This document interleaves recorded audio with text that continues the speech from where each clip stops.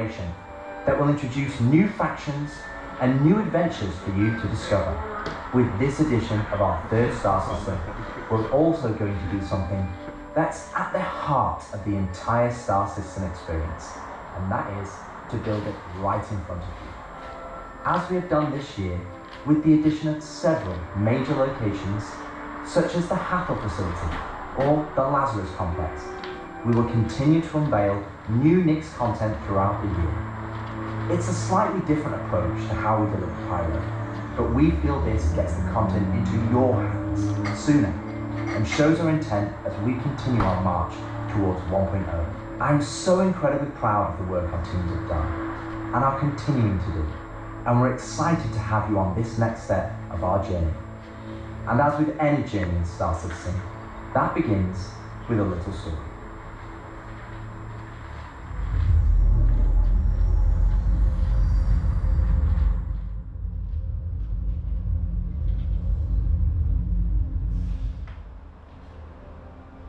In 2025, we introduced two major storylines spanning multiple patches, creating a living backbone for adventure across the universe. The first was Pyro Must Burn. It connected Stanton to Pyro and introduced the Frontier Fighters, who are relentless, brutal, and determined to wipe out any threats that cross them. And with this month's release, you'll now take part in the conclusion to that storyline. The second was Science Run Amok, with the Regen Crisis throwing the Empire into chaos, and you all jumping in to help the various corporations respond. Through that journey, we pulled back the curtain on ASD and its shady practices, uncovering long-forgotten Onyx facilities, and met new characters like Dr. Logan Yorick and Detective Arkham Miller of the Hokro Agency. And just like the Pyro Must Burn storyline carried us into a new system, Science Run Amok is now setting the stage for Nyx, the next step in the larger story we're telling on the road to 1.0. As this new chapter of Star Citizen begins, let's hear from just a few of the team members working to bring this next era of our universe to life.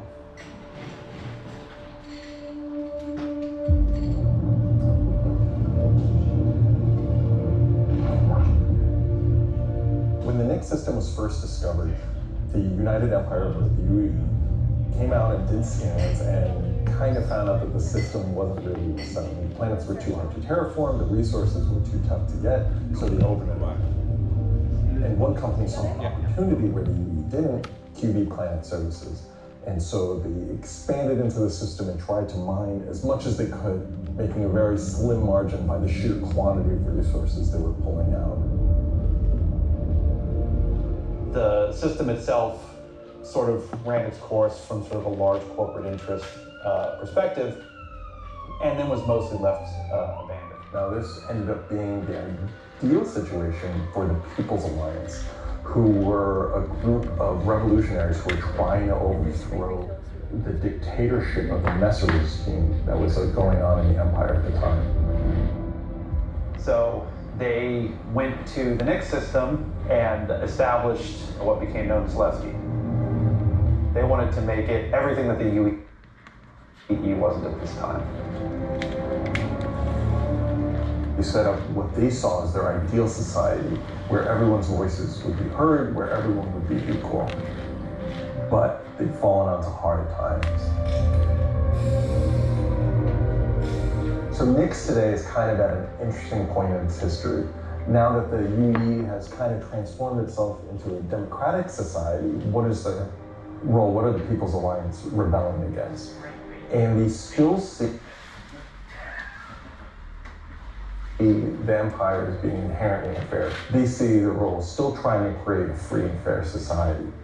But on the other hand, they have more problems than ever, and there's new threats lurking around every corner. And they have to ask, are they prepared to handle that? Or do they need to turn to the UE for help?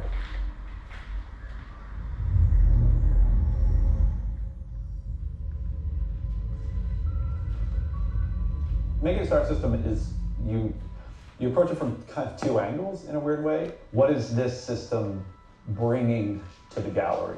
How does this new system plug into it, and what does it bring to the table from a sort of a flavor experience? We want to make sure that whatever it's bringing to the company is unique and has some flair to it.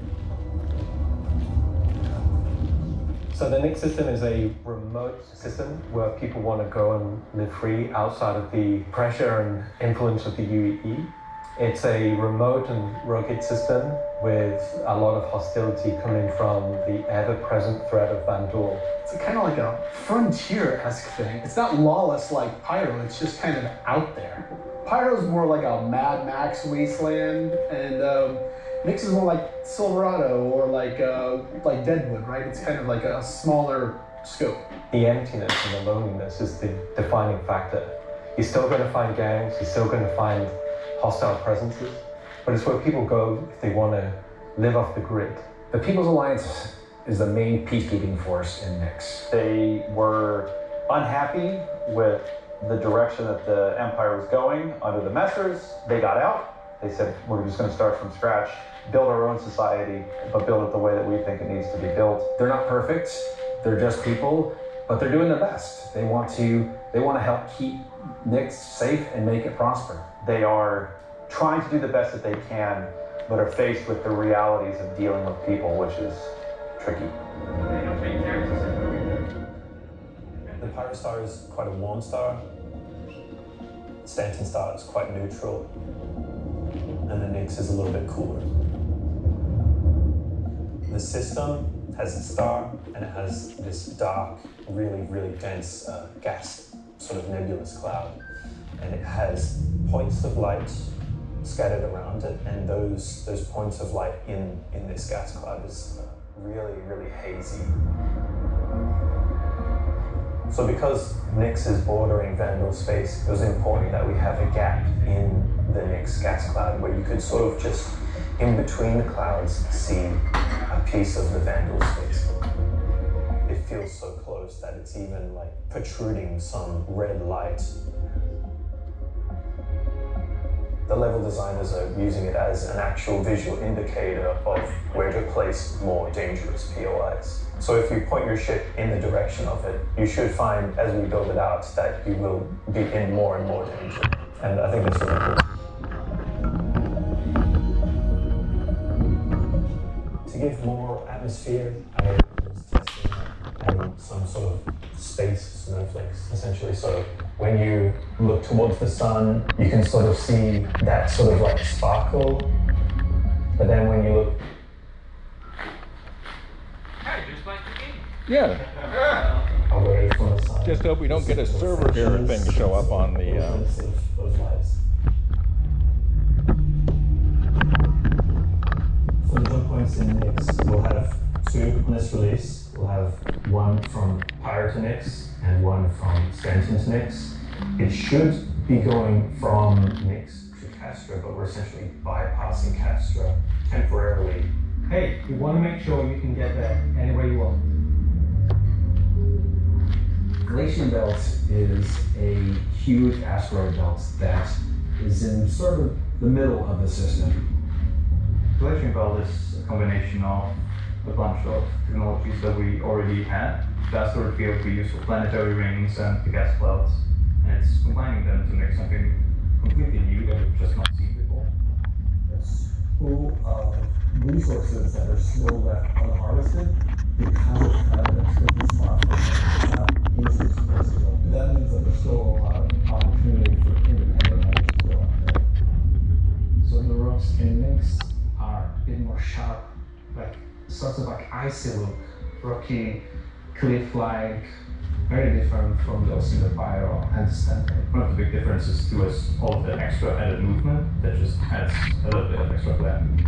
It's also a good hiding spot for people who are trying to really capture, maybe set up ambushes, that type of stuff. Always feel way more interesting flying in those spaces than just, empty voids. And as we build out the racing builder, we make sure there's lots of places to put new content. Delamar is a very large asteroid in the Galatian Belt that QB Planet Services had built a mining base on that got taken over by the People's Alliance and renamed Levski.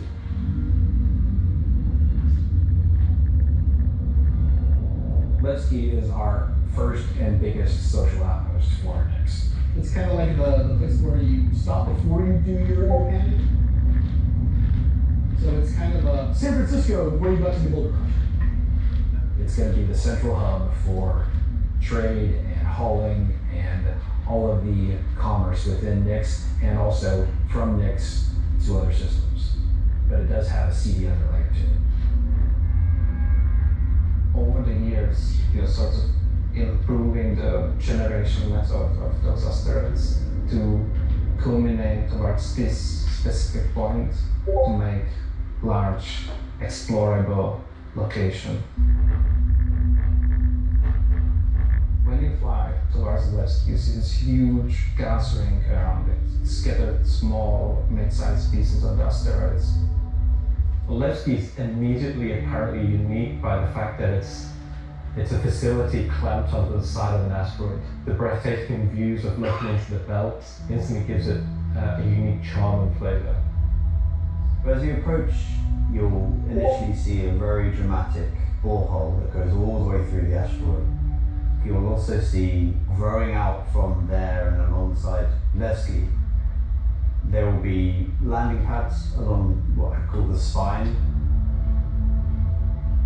Lots of industrial pipes and transport systems to bring out the refined mining materials when it was a mining station. Before, we were using an actual planet, so we had all of the space available to place all of these structures. But now it kind of meant that we had to create an asteroid which has the appropriate size to. If we took the whole shot of the asteroid, you will see that there's an area to fly underneath. We plan on bringing in whole sea gameplay. So this is exterior cargo elevators. So as a team, you will be able to load and unload cargo. There's a lot more movement on the exterior, such as the cargo trains going around tracks. It's now going to be fully EVA. There will be walkways around the main landing zone to walk on using gravity plates, but you can drift off and kind of go wherever you want. They can explore fully the whole place, which is great.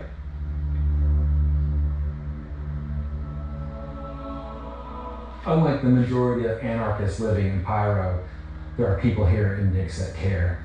It's not a downtrodden or derelict, dilapidated location. It has a sense of order. But only where the People's Alliance has people living. We've had Levski before, and we've updated it quite substantially to be more in line with the newer features that have been put in since, but also visually, and there's been a lot of quality of life fixes that we've wanted to add and bring up to like a good standard for a landing zone. Gracing the main lobby of Levski is a large statue of Anthony Tanaka, who was a child worker. Yeah, it was being worked to death. All of them were. And Anthony Tanaka just had a break and just said no. And stood up against the foremen, the supervisors, the managers, the guards, and was killed for it. And so he became a sort of a figurehead. And kind of was one of the linchpin moments in seeing the fall of the Messer regime.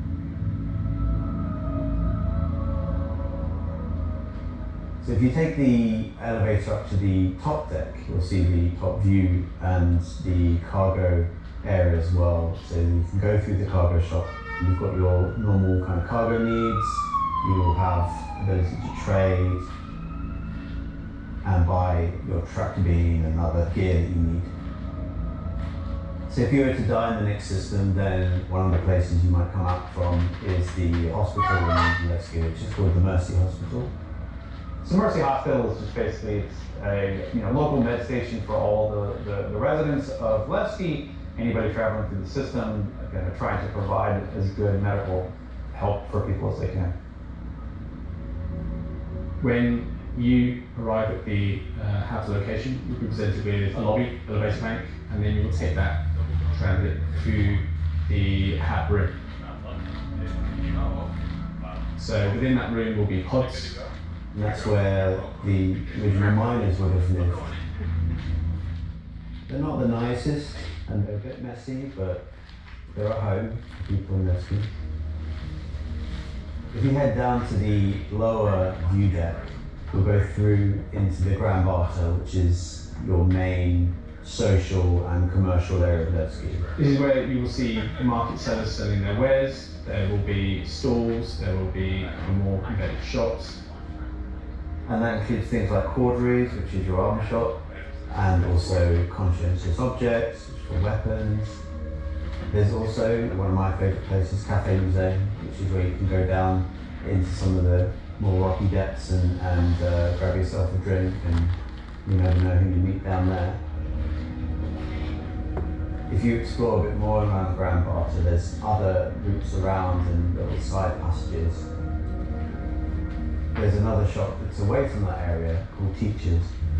Teacher's Ship Shop is basically where you would go if you were looking to pick up a used ship, buy some ship parts, fix up your old ship, find some new stuff, sell some scrap. We've closed up Dumpers Depot for Nevsky, and everything that used to be sold there will now be sold at Teachers. Another new area, as well as the cargo shop that we've added, is the refinery deck for Nevsky. That's where you can take your processed goods, not just from Nevsky, but from the rest of the Nix system, and refine and sell those goods there. As a lot of the content in the next coming releases for Nix is going to be mining related. So it's super important that Nevsky is a really nice hub for mining type of gameplay. So we're really happy to bring Nevsky back into the game. It's been gone for quite a few years now. I think it really provided a unique environment of it's run down, but the people who live there love it and are working their hardest to make it a great place to live. This is a location that has a lot of nostalgia for you guys, and we don't want this just to be re-release. We do want you to go, wow. It's not going to be as complete as Pyro was when it first came out, but it's going to be our first iteration, and you're going to be able to see it grow as we work. Like with everything, we're always learning and improving and finding new ways. I mean, is there anything worse for our citizen than just building the system while the players watch us build it around them? It's going to add a nice dynamic to Stanton and be a much more calming, style system than Pyro. The people that would have played it before are going to love to see this come back, and the people that haven't seen it before, it's going to be a great new location. This is the first time that I'm going to be able to touch stuff and kind of bring my own content to the game, and that's really exciting. Nevsky coming back into the game is a huge milestone personally for me. So I worked on the original quite some time ago, so seeing it come back and updated and improved and better is fantastic.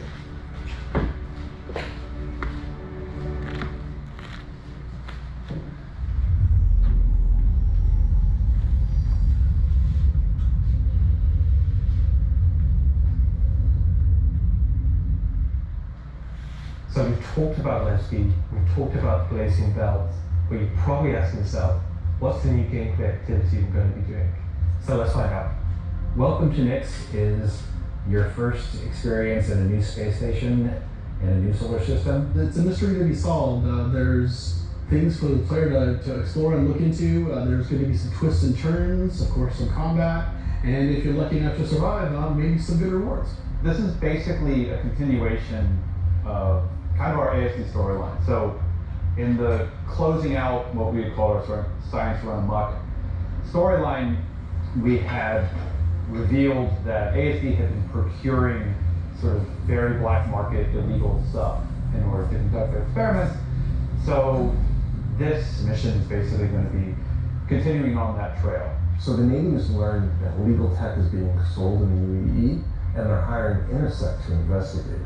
Intersect Defense Solutions is the leading military defense contractor in the UAE. So the Navy contracts with them a lot for doing various kind of military operations that they don't want to handle themselves. We didn't want players to be working directly for the Navy. The Navy just doesn't call up random citizens and ask like, hey, if you're free, can you fly a helicopter? I guess as a player, you can think about like, oh, where am I going to be doing missions that are capital ship battles or large fleet scale stuff or military operations? That's all going to come from Intersect Defense Solutions.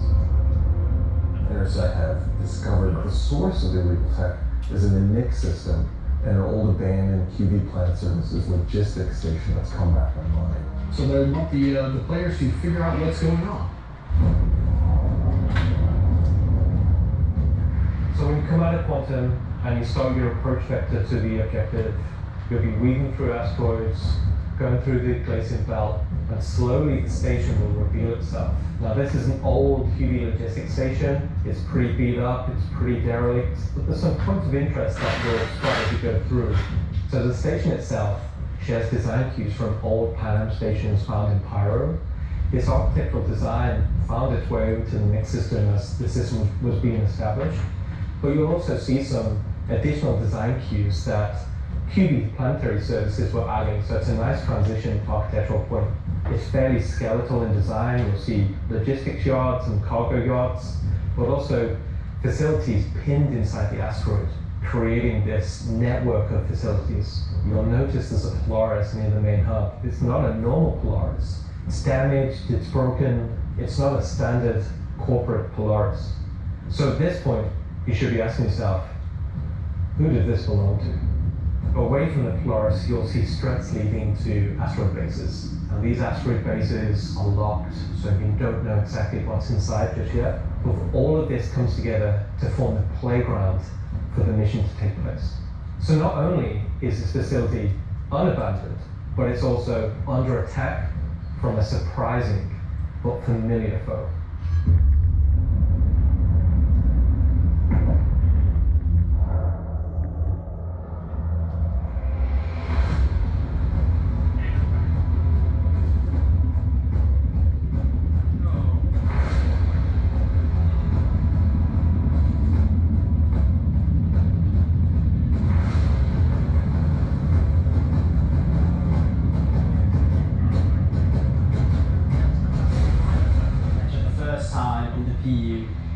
The Vandal.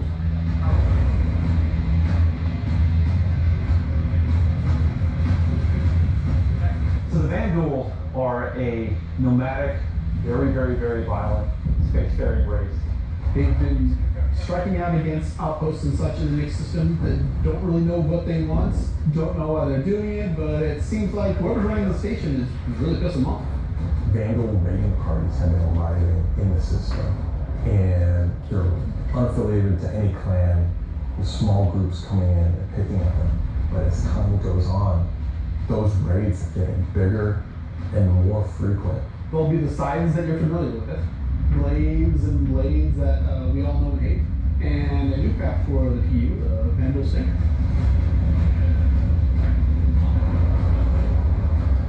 You will be contacted by some civilians on arrival asking you for help. So at this point, you have a choice. You can either bug out, mission over, or join the fight. This will be the first time since the PU launch that you'll be able to fight against Vandal aggressor ships. This fight will be intense. The player should be able to deal with them, but they'll have to be prepared and they'll have to come back in to fight off this initial wave, and that won't be the end of it. After you fight off the Vandal ships, the mysterious inhabitants of the station invite you to come on board. Which Intersect will encourage you to do because it'll help further their investigation against what's happening here, why these QV stations have come back online. You dock your ship, you board the station, and it turns out the inhabitants here have a real surprise for you. The player will be immediately ambushed. These guys are not your friends. Of course, it's not going to be easy because the people that are inhabiting the station are going to fight you every step of the way. The fight will be challenging, but this definitely will be the warm-up phase of this mission. This will be the players getting a sense of what exactly is going on there, who these new people are. They'll be in unfamiliar armor, they'll be wielding unfamiliar weapons, And we want you to get a sense that you are in a new place, in a new territory, fighting a new faction. So after you survive this initial ambush, you get back in touch with Intersect, and obviously the question is, who are these people? Why are they attacking? Why are the Vandals attacking now? At this point, there is more going on here than anyone thought. The directive from Intersect is to explore the station and collect as much information as you possibly can. Along the way, you're going to get to explore some new areas. It's not just the space station. There's the disabled capital ship. There's asteroid bases nearby with obvious installations there, other forces that Vandal have been attacking. There's a debris field. Explore the locations in any order you want and try to find out who these people are and why Vandal are after them. You'll find new clues, you'll find ways to solve the puzzle of what's going on at the space station, and find out what kind of loot they have for you now that you beat them. And of course, this is a legally open station, so anything you find is yours to keep and sell, maybe even give to Wicklow. This isn't just a one-time event, this is a permanent sort of mission that we're going to be adding to the game. You can go back and repeat this mission and find ways to do it even better, even faster. There'll be a different story and different flavour. Obviously, we can't have the same thing happen every time. There'll be other missions that Intersect will offer to you based on the evidence that you found. Now you know the real story, and you can start making and giving more information to Intersect along the way.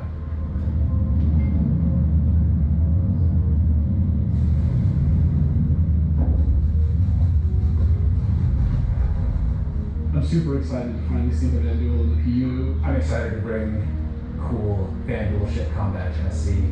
Players in the PU will now get to face down these awesome ships and get a taste of like we already have it in Arena Commander, where you get to fight the Vandal Swarm, and being able to do that in the PU is going to be, I think, a heck of a lot of fun. So this marks a great milestone for us all, not only pushing hard and adding great content to GEAR, we're also being able to introduce the next star system and introducing the next landscape to tell new stories and add new gameplay beats into the ever-expanding universe. So we'll leave 4.4 there. And if you're at one of the watch parties, please raise a toast to the great work that all the teams have been doing this year. And I'll be right back in just a few minutes to look ahead at some of the things coming for 2026. Hello, everyone, and welcome to the Voyager-born, beautiful, scenic Orison, where the staff of Cloud Imperium Games Manchester has gathered for their very own CitizenCon Direct watch party. As the dozens of such events happen, Well, so far it's been NixCon Direct. The sneak peek What at do you just a little what of you what heard the so next far? year of Star Citizen has in store for everyone. Yeah. I'm Jared Huckabee, your host for the festivities and for the show today. And let me tell you, it's not a joke, it's not a gag. Next week, we're hitting our 9th patch in 10 months. And then in November, we're going to finish out the year strong with the long-awaited arrival of the Nyx system. And in case you missed it, because you were chatting with friends, hi. It's not the lawless wasteland of Pyro many folks have been speculating, but an independent system with its own set of rules and laws and multiple ways to get there. It's an exciting time for everyone at Cloud Imperium Games because, as the architects of our persistent universe said at the start of the show, the foundational tech that we've been building for so many years has now unlocked us to bring more to Star Citizen than ever before as we continue our journey towards 1.0.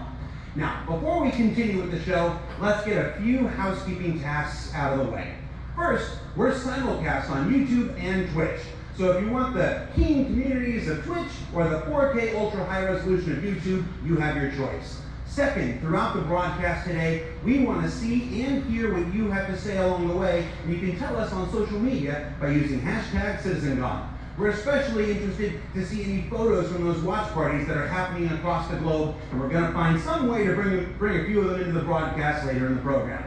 Third, we've also had a CitizenCon contest going for people to create their very own slice of life in the PU videos, and we played the winning entries during our pre-show countdown.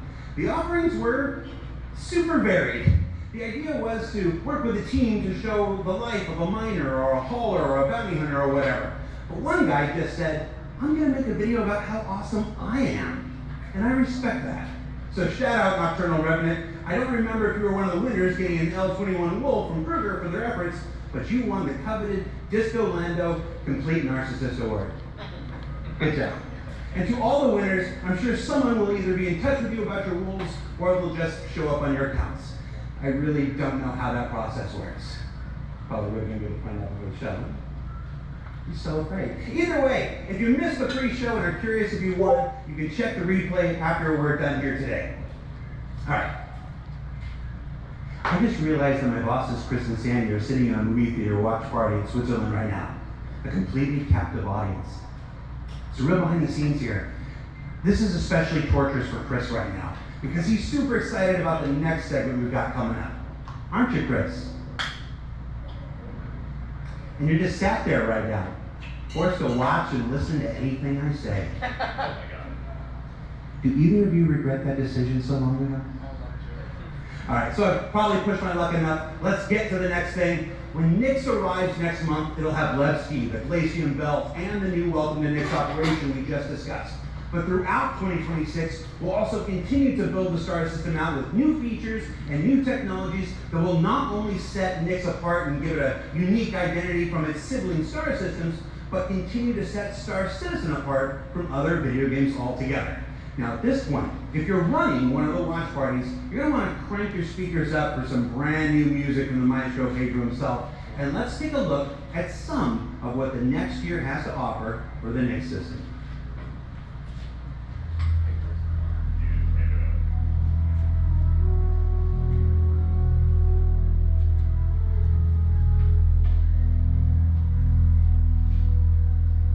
At Cloud Imperium Games, we believe art inspires the best technology, and through the development of that technology, it pushes us to create even better art.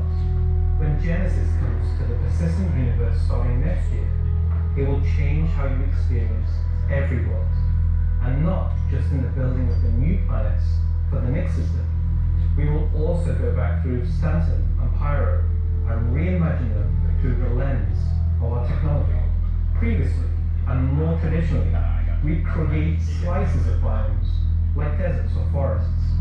This approach moved us forwards and got us this far, but solving the scale was always tricky. And for Star Citizen, we like to do scale on another level.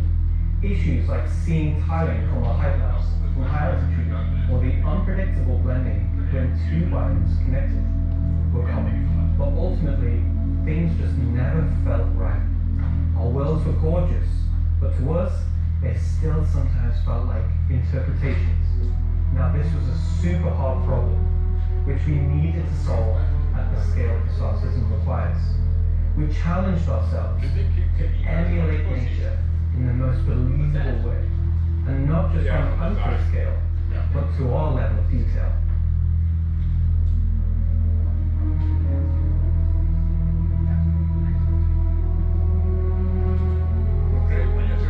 With Genesis, we've made a complete paradigm shift to how we do things. Biomes are now created based on the physical data sets, with the assets being spawned whenever and wherever the correct criteria is found. So when you see a forest or a meadow, it's no longer because an artist painstakingly crafted it there. It's now because it simply wants to be. It fits inside our rules. Genesis also ties into our other gameplay systems. Our new planets are built from the information we create for our different datasets, like height maps, humidity, temperature, soil type, soil mass, geology erosion data, to name a few. This means you can now tell where to find valuable minerals as the geology looks like it would be suitable for it. Where screen piles exist below sheer cliff faces, and where rocks are broken off over time due to erosion. Of course, these new tools still give us the ability to direct the look and feel we want. The attention to detail from the tallest mountain to the smallest flower is still our core DNA. With Genesis, we can now keep that detail-orientated mindset as we focus on the quality, and it provides the quantity. Genesis provides our planets with the ultimate sense of exploration and adventure, discovery in the purest emotional form. We want you to find that perfect place, with the planets providing an abundant resource to harvest. This is a major part of what exploration is for us. We want that feeling of finding a corner of the universe that you'll fall in love with, and where you want to settle down and build your home. Now I'm going to hand you over to Will to go deeper into what we have built that allows Genesis to realize our vision. As a reminder, some of the visuals you'll see will evolve and change as we continue our technological development and hone in on the final look for Nyx. Thanks, Ian. So, in case it's not already clear, Genesis is our name for a group of technologies that are improving our ability to build worlds, refining those that we've already created, and ultimately expanding our persistent universe to the scale and quality that we all expect. I work on Planet Tech, so let's talk about how that's continued to evolve since our presentation last year. And instead of just highlighting some really cool biomes that we can create, let's go ahead and show how all this work applies to the upcoming planets of Nyx. So there are 3 planets in Nyx. Nyx 3 is a gas giant, and I think it's blue. It's not going to surface, I don't really know. Nyx 2 is a yellow, toxic, it's got like this high pressure atmosphere, and it's like a very volatile planet with high risk reward gameplay. It's going to have some really interesting biomes for you to discover, but for now, just know it's going to be dangerous, because today we're going to focus on what we consider to be the hero planet of this system.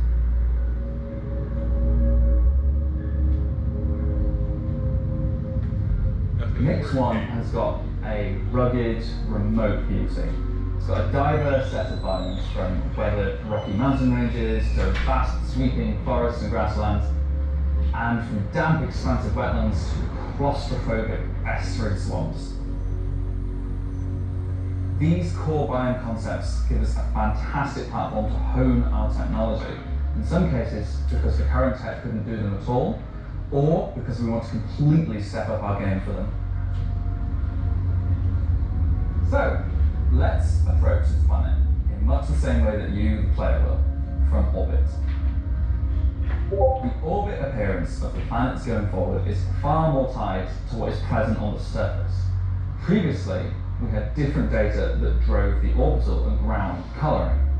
That's because the orbit was designed to look like vegetation that we place on the surface, and the ground colouring was trying to be a mix of soil, rock, and the organic compound colouring that forms the kind of colours there. Now we author much more of the data in a unified way. When you look at Earth, you see blues and greens for ocean and vegetation, and brown or yellowy tones for sand and soil. We wanted to keep it as simple as that. The same set of textures and data that define the colour of the soil, sand and rock on the ground are used to create the orbital look. We then assess the presence of vegetation and competition between different species on each part of the planet, and use that to blend in tones of green, including variations due to species health and the current season. This creates a far more complete image and allows you to identify features, geologies, and potential points of interest all the way from space. Let's go down to the surface and start with something closer to what you're used to in a whole new light.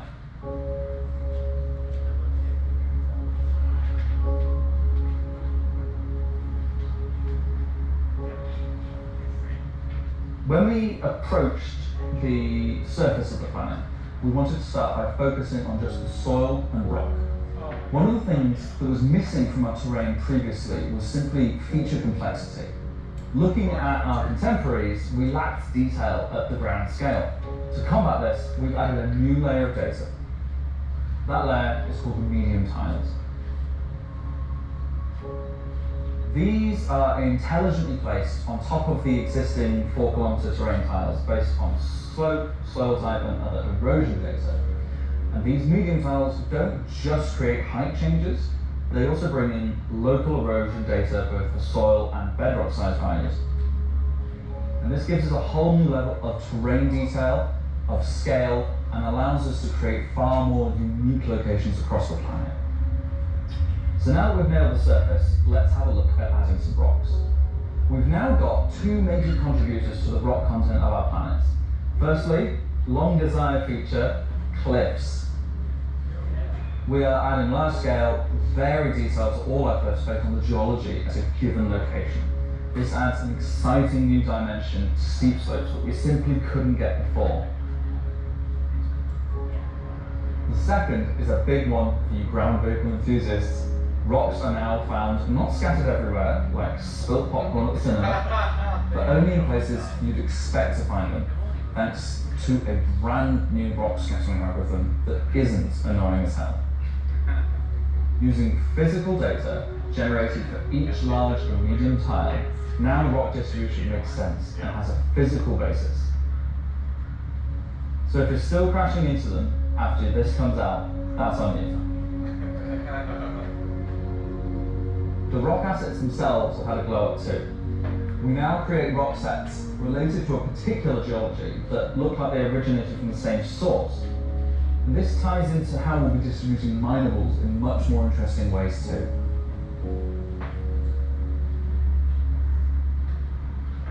So now that our base terrain and rock scattering looks good, let's add some vegetation and explore some additional biomes.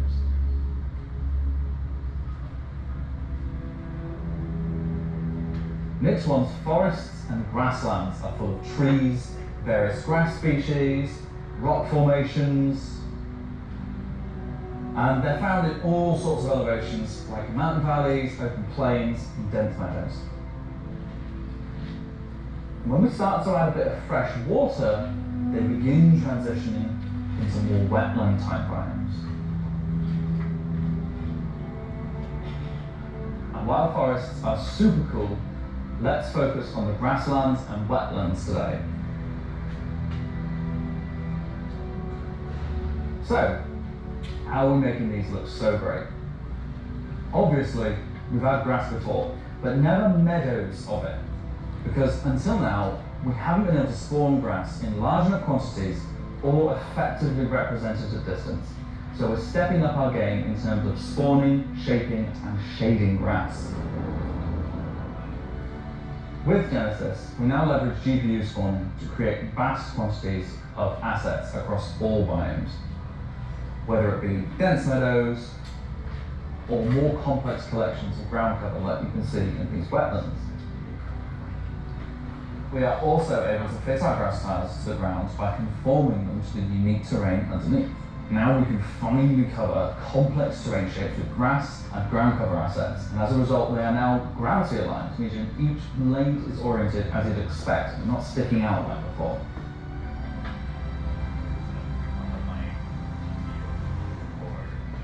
Next, let's take a look at how we light our grass. Now, as in real life, the shading of a grass blade, or indeed a whole field of grass, is lit very differently to like a flat surface. We now use a solution that shades meadows of grass far more like fur or hair. And this, if you think about it, makes sense. At a distance, a field of grass is far more like a carpet or cloth than a flat surface. This improves how our grass looks from a near perspective, as well as bringing us nicely into how we're solving the distant representation of grass. So, let's talk about the distance problem. One of our biggest achievements with Genesis is allowing us to build beautiful biomes out of flora and geology assets, like a building set. Can I say Lego? Looks like I'm upgrading my graphics Too late. card. But in the past, this broke down very quickly when objects simply disappeared when viewing the same biome from 10, 20, 100 kilometers away.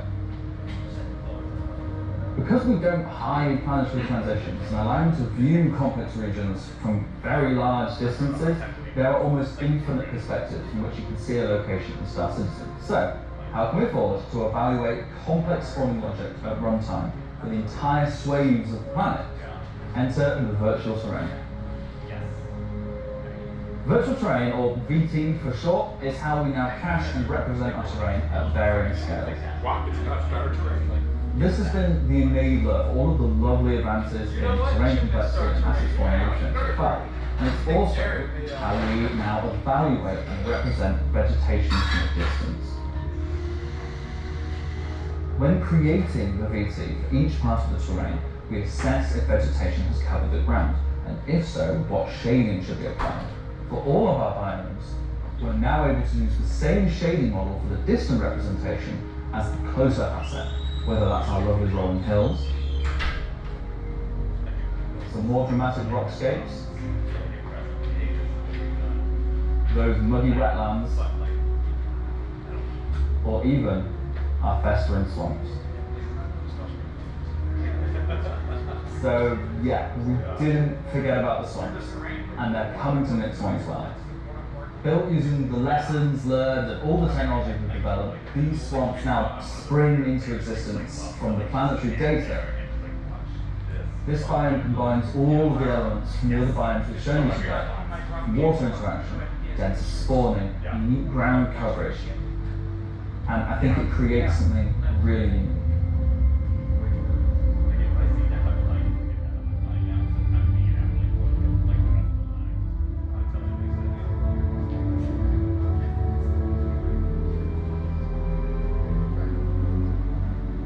Anyway, that's our update on the Planet Tech portion of Genesis and how we're using it right now to sculpt the identity of Nyx 1. And I hope you're as excited as we are to explore this and everything we haven't shared yet next year. As you can see, Genesis is now inspiring everyone here to create planets of the quality and believability we've always strived for. A meeting of technology and art that I truly believe will set our worlds apart from anything we've done before. And with that said, let's move on to a little travel between systems, literally.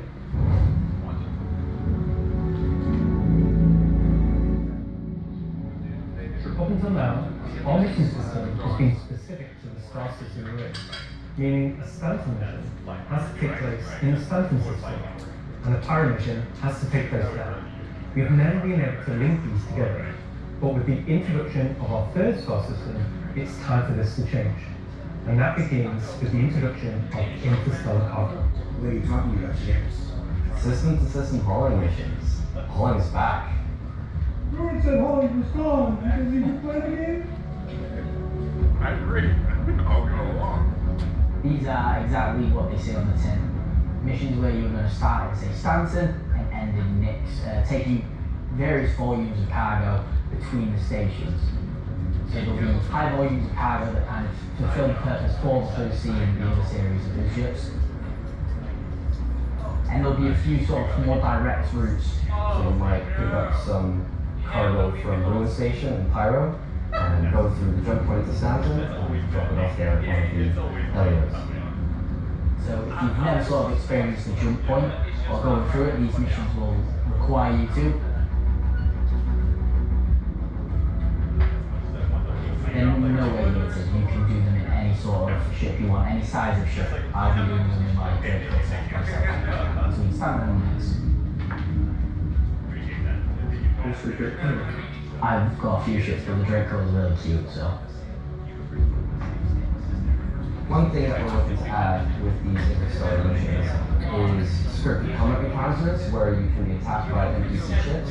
Maybe the mission giver has tipped off some pirates who are looking to get a hold of that cargo, as well as express missions, which means the deadline timers that you're used to in regular hauling missions might get really tight if you've got to learn to move very fast. All of the love and care that has gone into hauling missions so far, with the logistical network and making sure they make sense within the themes of the systems, just as much love has gone into the interstellar missions we're making now. At the start of the show, we said we was going to build out the Nyx system right in front of you after 4.4 launches next month. And while we want to keep as much of what we're doing behind closed doors, so you can discover it for yourself, in-game and on your own, we still are excited to share with you a brief look at one of our up-and-coming locations we're calling Rock.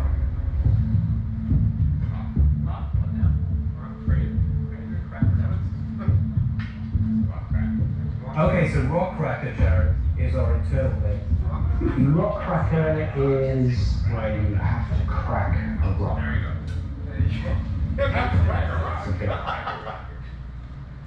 You want more? So way out into the Keeper Belt, you'll find these old QV bring stations.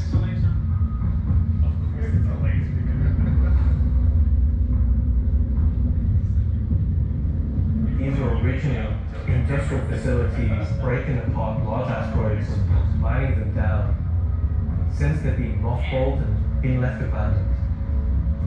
So you're going to have to find your way inside, thinking about how do we bring this facility back to life. It's not just about flipping the switch.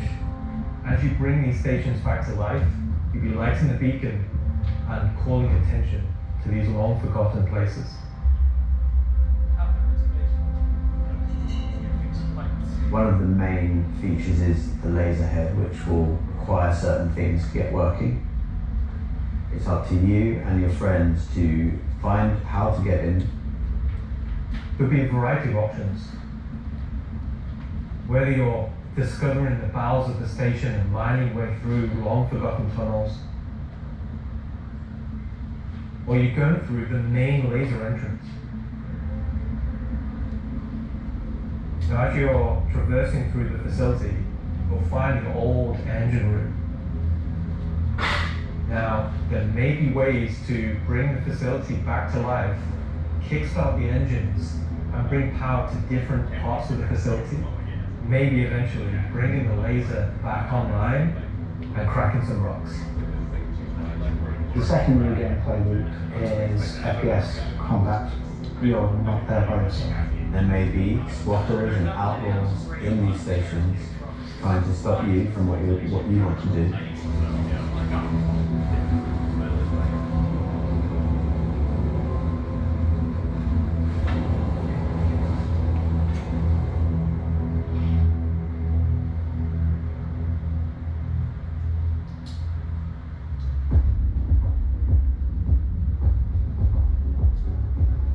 So you've found these old facilities, you've brought them back to life. You've systematically brought power to various functions of the facility. You've activated the laser. You've fired the laser. You've broken apart the rock. Then you'll be able to fly your ship inside and see what's there. So you fly a ship. Easy enough. Yeah. You just get into your ship and fly in and start searching around and trying to find the pieces that you want to mine.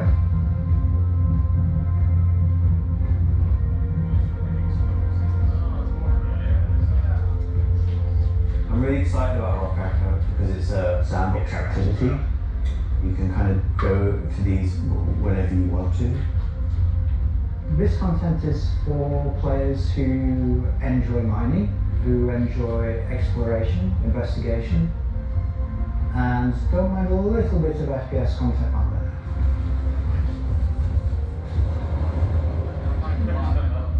It's going to be a very new experience compared to any other stories, because this one, kind of like Alan and mine, will crack open and show its secret. And one presumes you can make a decent amount of scratch on an asteroid that's big enough you fly your station into. It wouldn't be worth doing if you couldn't make a good amount of coin. Yeah. Making promises for the econ team. Yeah. They've got to balance it. It's for people who want a lot of minerals. When crafting comes in, when all the other mechanics and features that we want in the game for 1.0 come in, it'll be a place where like an organization or a group of like 5-6 people can come and just get a monumental amount of minerals.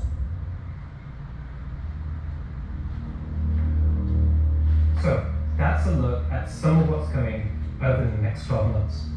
In addition to what we've shown, there'll be new mission packs tailored to the People's Alliance and their struggles. There'll be events that invest you into the evolving storyline of all 3 systems we'll have in the game.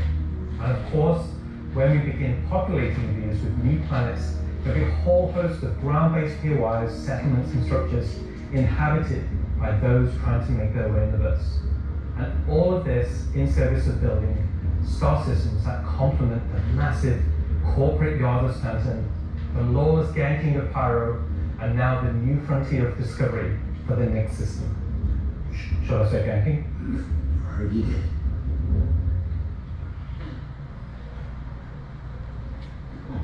Good job, everyone. So yeah, a whole lot to take in there. Interstellar hauling is the beginning of a massive expansion to the mission system that'll let us connect these 3-star systems like never before. What else we got? Rockcracker. Rockcracker is just one of the next operations that'll be coming to the Nyx system in the first half of next year, where we're gonna fly into an asteroid and do that thing that miners love more than anything else. Complain about PvPers getting in their way. No, being told it's mine. It's mine. And of course, one of the most anticipated features coming to Star Citizen, Genesis, and what that means for the planets of Star Citizen, including the ones already in there. So let's talk to Wilhelm and find out more. And just remembering that Wilhelm is in France at the watch party. Okay, France. Ask Slurry Barkfast over there how they're going to use Genesis to update the planets and moons of Stanton and get back to me, all right? And see if we can get some keywords. What else we got? The Citizen on Digital Goodies Packs. That's a hard thing to say. That went up for sale a couple weeks ago and has a whole bunch of mysterious items in it. And that's what I can tell you now, that almost all of them are tied to the Nyx system in one way or another. So let's find out what's actually in there.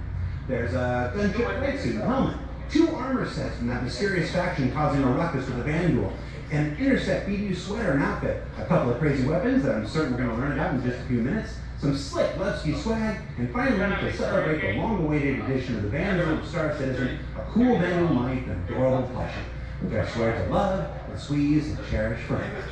So yeah, it's a pretty solid haul for this year's Digital Goodies Pack, which you can still pick up right now on the RSI store. So now, let's go ahead and transition into our next segment. Much of what you see in the show today has been the culmination of a lot of people's work. I had a feeling about that this week. Yeah? Okay, so against everyone's better judgment, the thing has finally happened. Can I help you? How do you think the show's going? Good. We're getting the Nyx star system and the Vanduul coming. Kind of been a lot of Nyx, right? Well, yeah, but it's a major milestone. It deserves a major showcase celebrating everybody's hard work. You got more, right? Yeah, there's spaceships coming on. Cool. Wow, it's like they only scanned the original community portion of me. The picture's still your soul. Imagine what face scanning and PCAP does. Well, this has been super cringe. So I'm gonna head out. Bye. Oh. Regular Citizen Con is still better. You should have done that.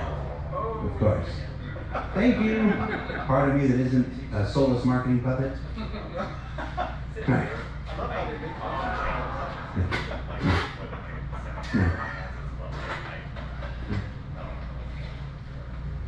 Let's just go to some spaceships, shall we? Hi, my name's John Crew. I'm the Vehicle Director here at CIG, and welcome to Talking Ship, where we're going to talk about 3 new ships coming to the Persistent Universe.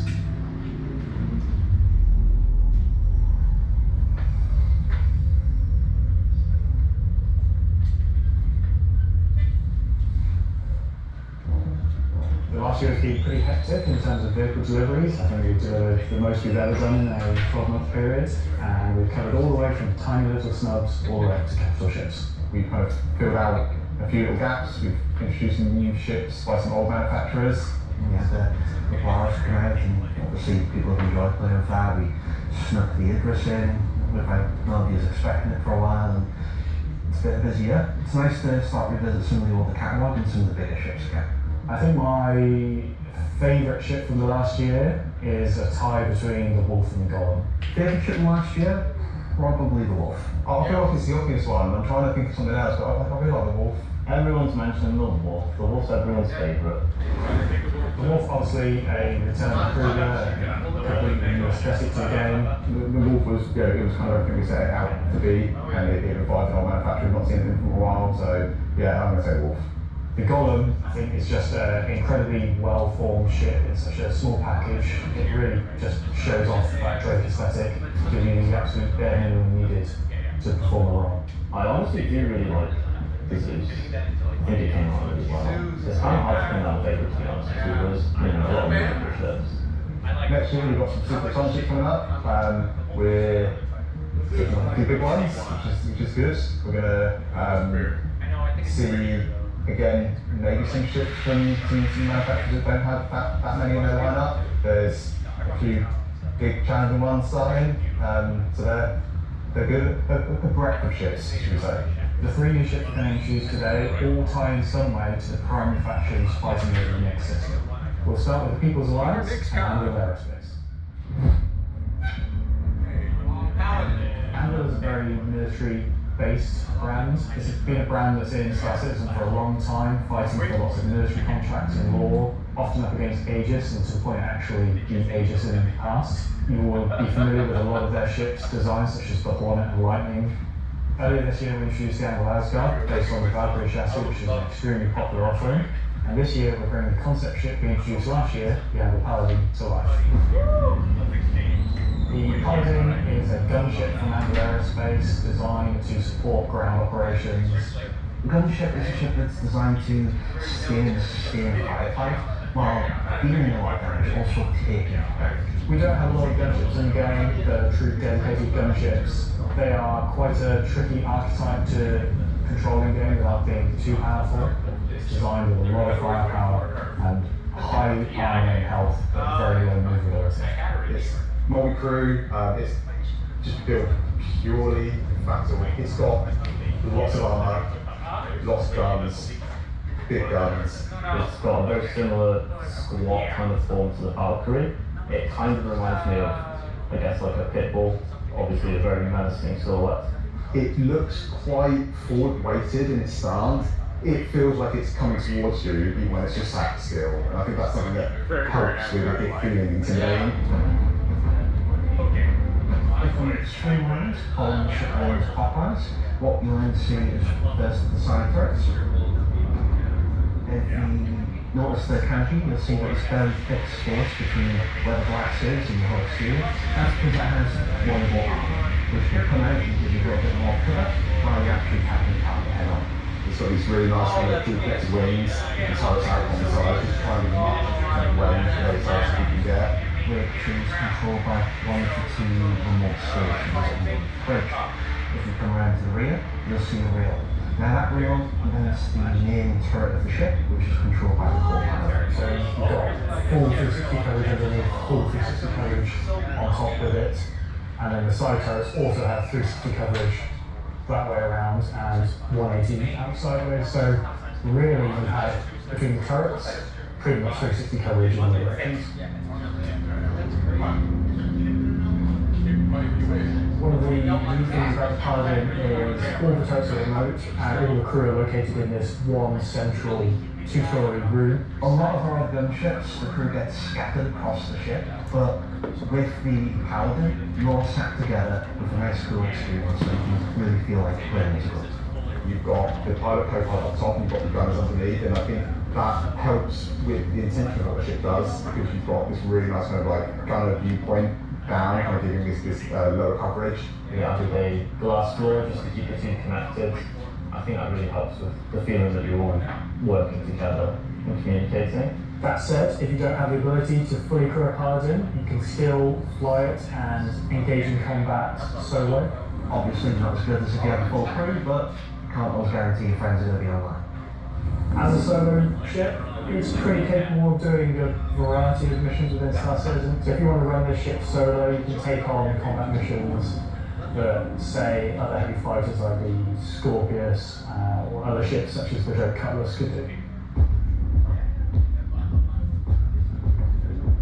Coming aboard Paladin, you enter into this sort of armory ready room area. You have a variety of suit lockers and weapon racks in this room. Everything's very militaristic, stripped back, simple. It's a very functional space, but you'll find everything you need. One of the improvements from the original concept is we've added a small dedicated cargo bay area allowing you to store actual SCU crates.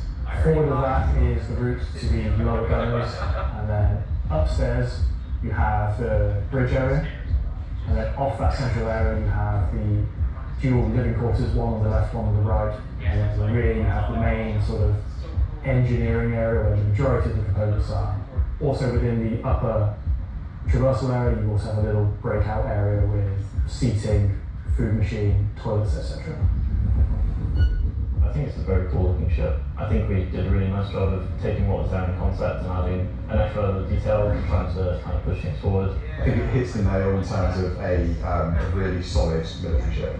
It's really complementary to some of the other ships in the Admiral lineup, so something like the Valkyrie, where you've got this big drop ship, the Paladin's there just to make sure it's safe, make sure no one messes with you, and just basically scare people away. The thing I like most, I think, about the Paladin is that it's very clearly got a crew of 4, and they all kind of work and operate under the same conditions. The pilot, co-pilot, and the 2 gunners, they're basically all equal on the ship. There's one toilet, everyone's got the same size bunk. When they're at work, everyone's at the front of the ship together. It's really hard to mention callback be like that there's one toilet for 4 people. Well, it's just you all work together. You're all equal at work. Toilet seat never gets cold. Toilet seat never gets cold. Yeah.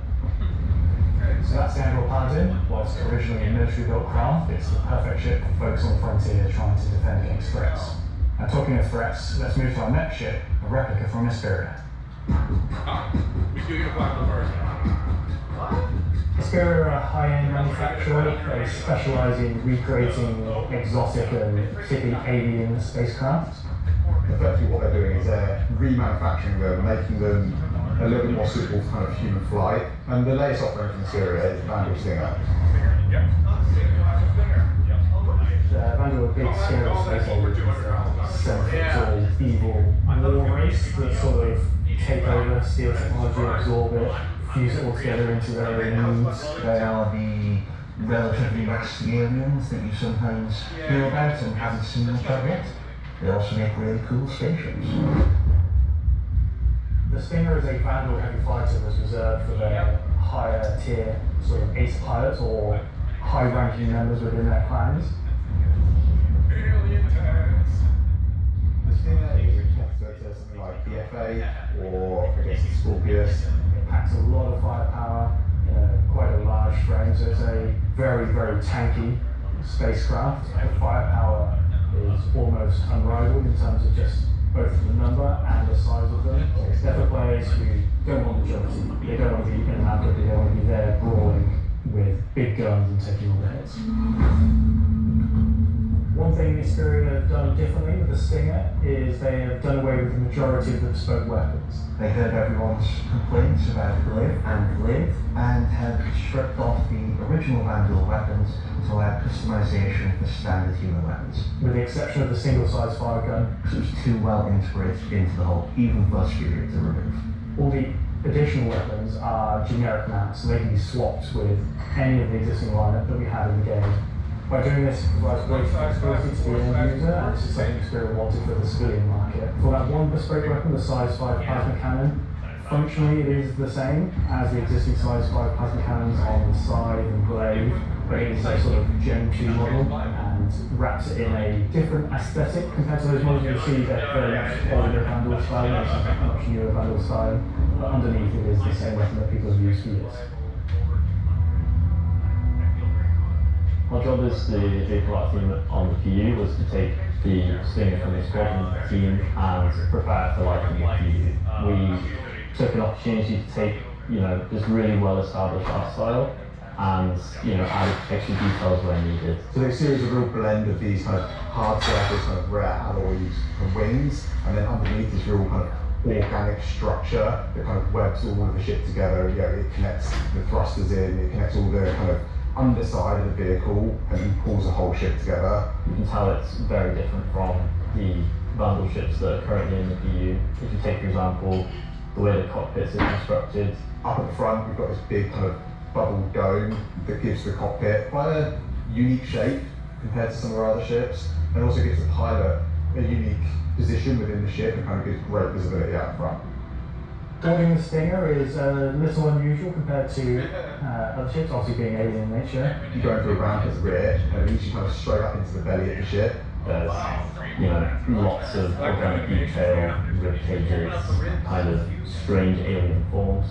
on entry of the cockpit, the seat kind of comes down towards you, and you kind of climb it back a bit like a motorbike. You're basically riding into the cockpit. It's very much like you're being inside the cockpit. Is it the traditional prone flying pose that Pandal pilots use? Very happy with the team. I think the team's done a really good job of making something that feels different, it feels alien, but it suits our lineup of ships and it suits our universe. I think you guys did a really good job of respecting the direction and vision from the original Stinger and Pandal ships in Squadron. We've tried to take a lot of inspiration from movies and other science fiction material, but I think it sits well in the Star Citizen universe.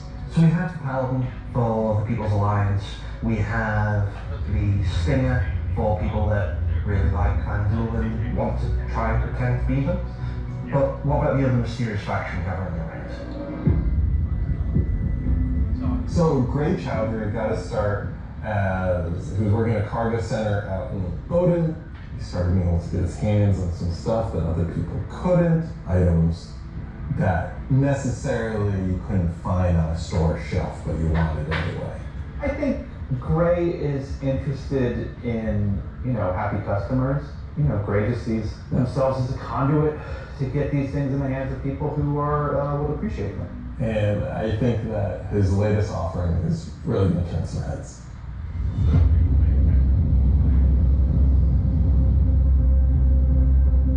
So the ship, well, I don't really know what it is, to be fair. It's what happens when someone who is a genius at aeronautics and ship assembly is given free rein to do whatever they want. It's the best of whatever they can find lying around, put together to make something truly unique, wonderful, and beautiful, and just released out into the universe to see what happens.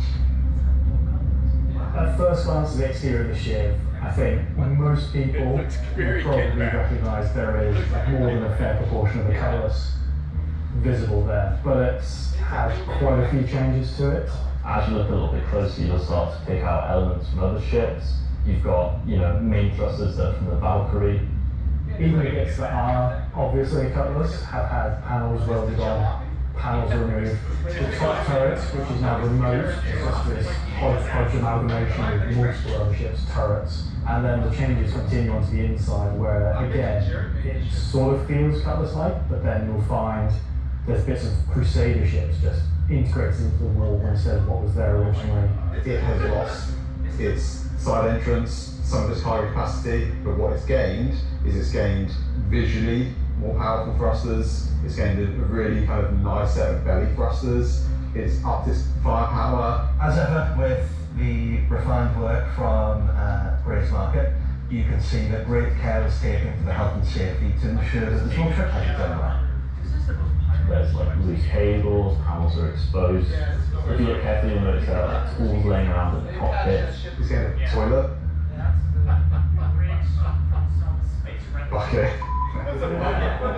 Yeah, he's well for doing something, the second one's washing hands. It's not hanging. He's very much taken that ethos of Drake and moved it down a level, which I think is quite an achievement. How do you even begin to describe the madness that created this? It's the ship. I guess we can call it some kind of This is something new and different for Star Citizen. Where did it come from? I'm not going to answer that. No comment. Gray goes to places and talks to people. I mean, there are just many ways to find these things that, are they legitimate, manufacturers? No. Are they operating on the right side of the law? Maybe not, but, money's money. Does Gray have a model, an ethos to live by? It probably comes down to, don't ask where I got it, but ask how we got it. Don't worry about it. Just ask if you want it. I think the ship is for someone that is looking for something a bit different, a bit away from the norm, that just wants something that's unique. It's definitely for people who like a rustic aesthetic. It's a fun ship, but it's also really strong, to be honest, and it's absolutely a statement.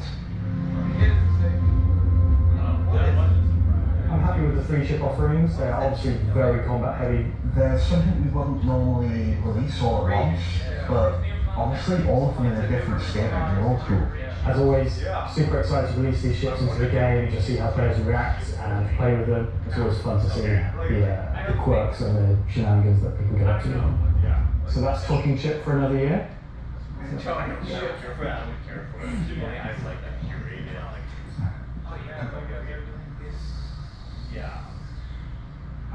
So I've just been informed that we have to do a bit of a timeshare agreement this year, so we have to throw it over to Alexi for Talking Weapons, which is an extremely original name.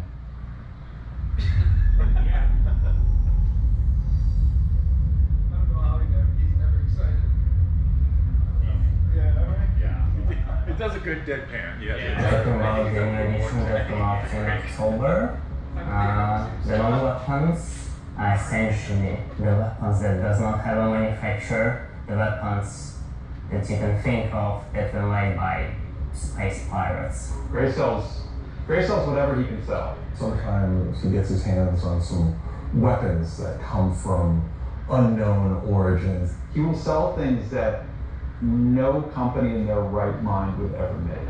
These are the most kind of like scrappy and take together and the most kind of like pyro-ish weapons that you can think of. Right now we're releasing 3 new weapons. Rocket launcher, the LMG, and the long-awaited Space AK.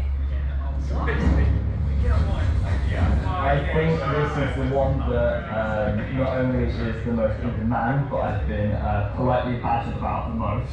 It's a flying rifle that basically fires energy and ballistic in sequence. So your first shot will be your ballistic, your second shot will be the energy. You'll see on top of the arm there is a bolt that cycles the rounds, and that goes off with the ballistic shot, but it does not go off with the energy shot. And that is just like a really fun way of making a weapon work in kind of like a scrappy, glued together kind of aesthetic. The LMG, this thing is a really fun, slow-firing, hard-hitting beast. It will bring the 50 cal, and the only other weapons that have this right now in the verse are the Venom Sniper Rifle and the Coda. Honestly, if you even get hit by one, you just instant tier 1 injury, back to medical. Are you even trying? You know what? We made all these really complicated, fancy guns, and some people are just like, I want a slow firing rifle. Give me a scrap together box that fires the biggest thing you can possibly find. We don't have a rocket launcher of this caliber. It will be 3 grenades straight together that you pull into the tube and fire towards your enemies. The cool part about it, you'll have an arming distance, so you will not be able to just point it towards an enemy. It's also going to have a lot of spread. So essentially, you're going to have to get very close with your launcher to be able to blow up ships with a single payload in it. You can't actually aim the apparatus because you've got the tube on your shoulder, and you try to aim it, you have to physically put the tube in your head. So we were like, oh, you can't have an aiming apparatus for this. And then we realized, like, it's in the spirit of being a tube that you can't use the aiming apparatus, and you just kind of like, alright, I think that's the middle of the screen, I'm going to hit it. It's in the spirit of being a tube. I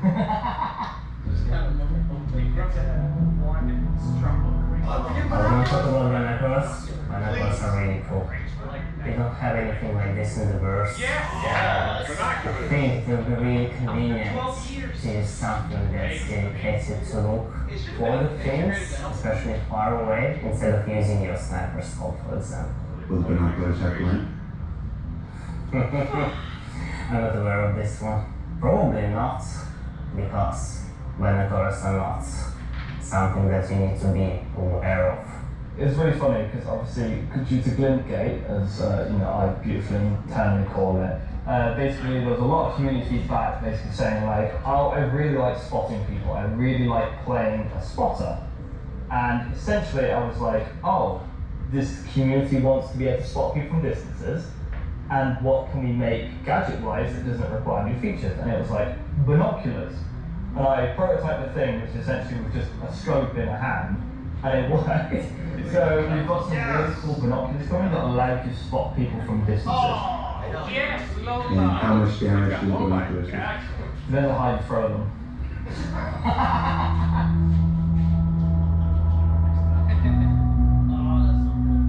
Thanks, Alexei and Zach. That's the end of this segment for this year. So that's talking ship and weapons. Unless anyone else is going to come and tell me something else. It's been an exciting year, and I think the next year of ships is going to be even more exciting and expansive than this year.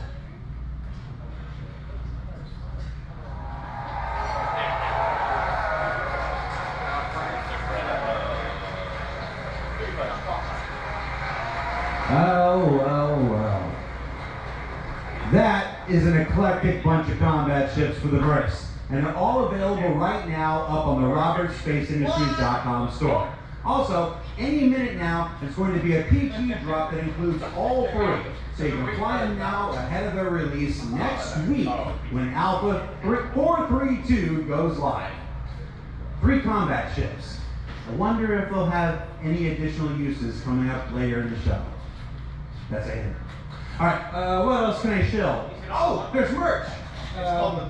You got these cool new Levski desk mat things. These are always popular. How much does it cost? There's some Levski metal posters on the store, and of course, love them or hate them, but you can't avoid them. There's this cool new Wickelos Emporium t-shirt. Yeah. There's also a page published earlier today with a bunch of links to offerings from our third-party partners, from eye trackers to gaming chairs to voice packs to spaceship models from new partners like Planet Ring and Pigeon Spaceport and more. You can find all of that on the RSI website as well. And what else can I show? Oh, for those of you who are at watch parties, where is it? Challenge coins. Who doesn't love challenge coins? There's these lovely Levski themed challenge coins if you're attending one of the 9 official watch parties around the world. There's also a digital one of these in the goodies pack, so you check those out. You should go leave today without getting your Levski challenge coin. Alright, what else can I show? I'm kind of tired of chilling. Alright, let's find out some more about where we are. Simon, can we move? Can we go? Oh, yeah, look at that. Okay, here we go. Pardon me. You guys, excuse me. Hi, how you doing? Yeah, that's my best angle. Hey, I gotta be careful. Last year I took 3 steps and tore a muscle. Alright, so this is the 9th floor of CIG Manchester's Manchester office. That's This is the room where we have lunch every day, and if you get here early enough, croissants, if the weapons team hasn't stolen all of them. Over here, we got some cool mannequins representing different aspects of the game. You got the ever-present, Hurston security armor over here. That's really cool.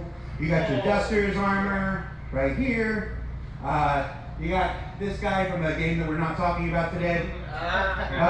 Marine armor, yeah, it's all pretty cool. And then when you come over here, got a nice little recreation area. There's some sim pits over there for people who need to test that kind of stuff. We got this cool Krigeri Bengal carrier. Come over here, shoot it. Go down the nester. Watch this. Pretty cool. I'm gonna go over here. Oh wow! Can you see me? Hi, Mom. All right. So yeah, and There's a statement that's available right now on the website does not appear to be true. I checked the website, there's no all right. I thought John was watching DC. Let's see, what else we got? We got cool Voyager bar here. This is where we get all kinds of breakfast goodies, coffee, stuff like that. Hey, who remembers the big coffee controversy of 2016, where everybody took to Reddit and pondered the question, do devs deserve coffee? Hi, you want to see what next year's big controversy is? Check this out. Over here. Do devs deserve coffee? Welcome to the Star Dorito machine. Yeah. Do devs deserve frozen deliciousness? I don't know. Go to Reddit and let us know. Alright, let's see. So over here. Competition. Oh, competition winners. We have the list of competition winners. Can you put that on the screen? Yeah, sorry, competition winners. Remember the competition for the CitizenCon winners? People made the videos, and we gave them a Kruger L31 Wolf. We actually have the names. They're behind me. Look.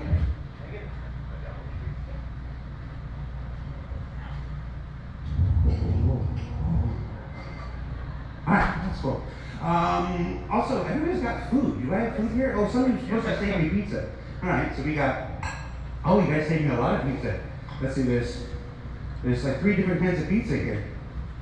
What if we just combine them into like a challenger situation here?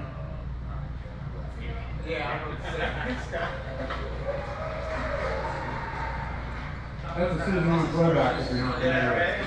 So, I have now crafted my own pizza experience. And that is a terrible segue into our next segment. Gemma, can we, Gemma, are you there? Yes, sir. Can we fire up the FPS crafting segment while I try to chew this off camera? We sure can. Roll easy.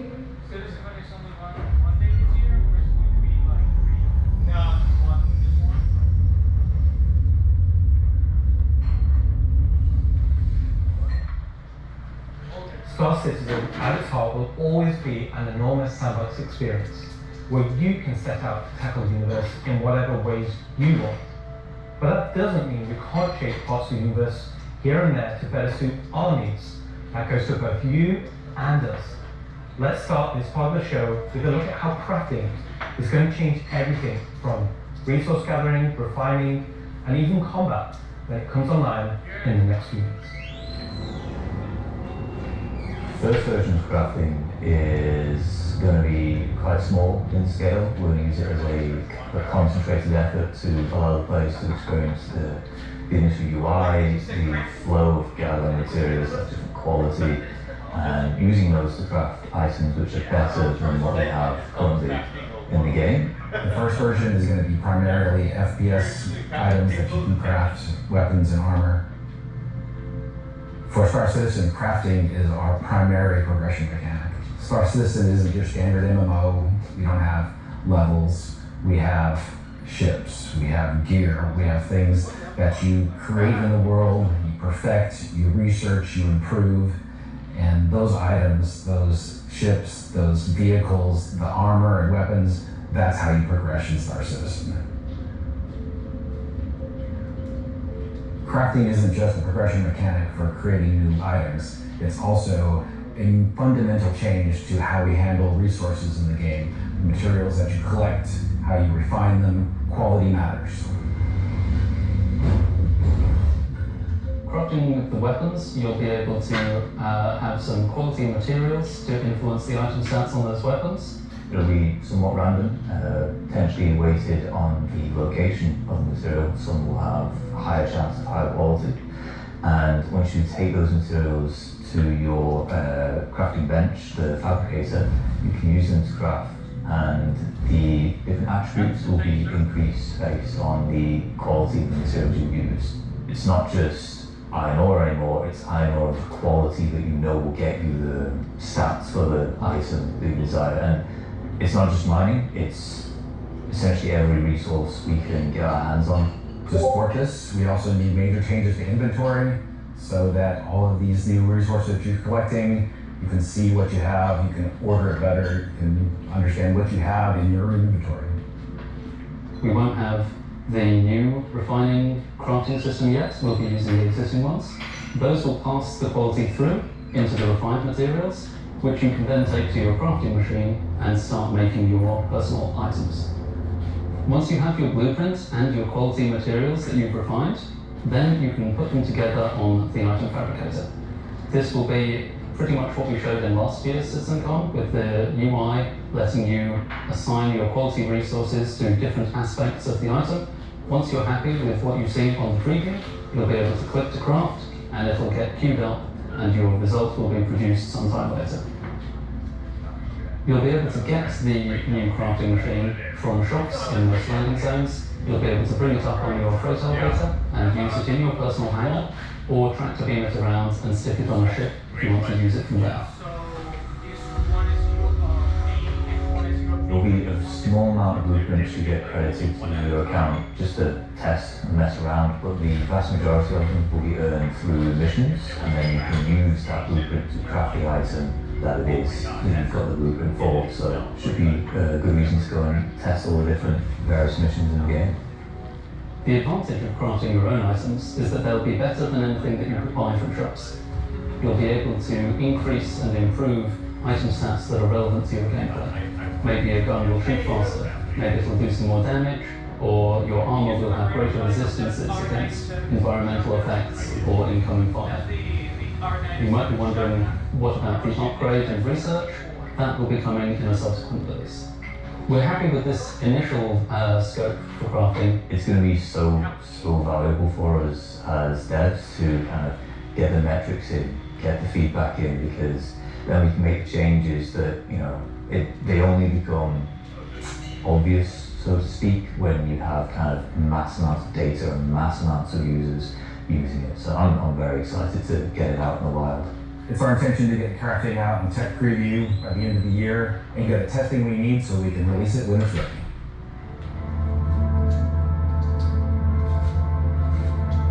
So that's one way you'll be crafting your own experiences in the Star Citizen universe. But what about us? Where do we get to hone in and craft a bespoke experience here and there, specifically tailored to individual or small group play? Well, that's where instancing comes in.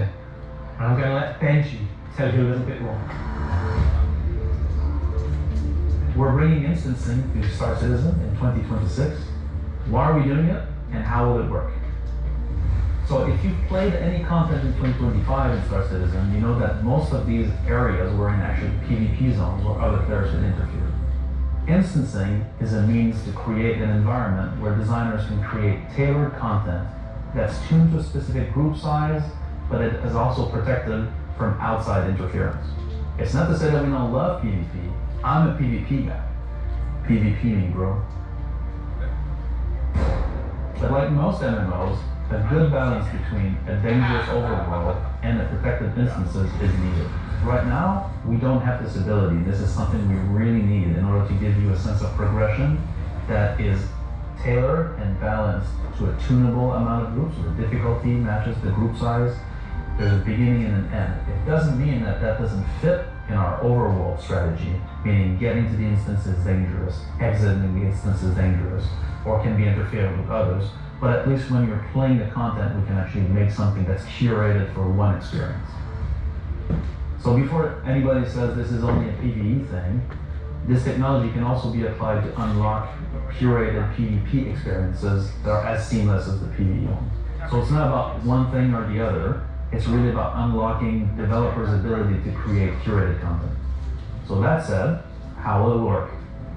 Instancing is really an evolution over static to dynamic mission.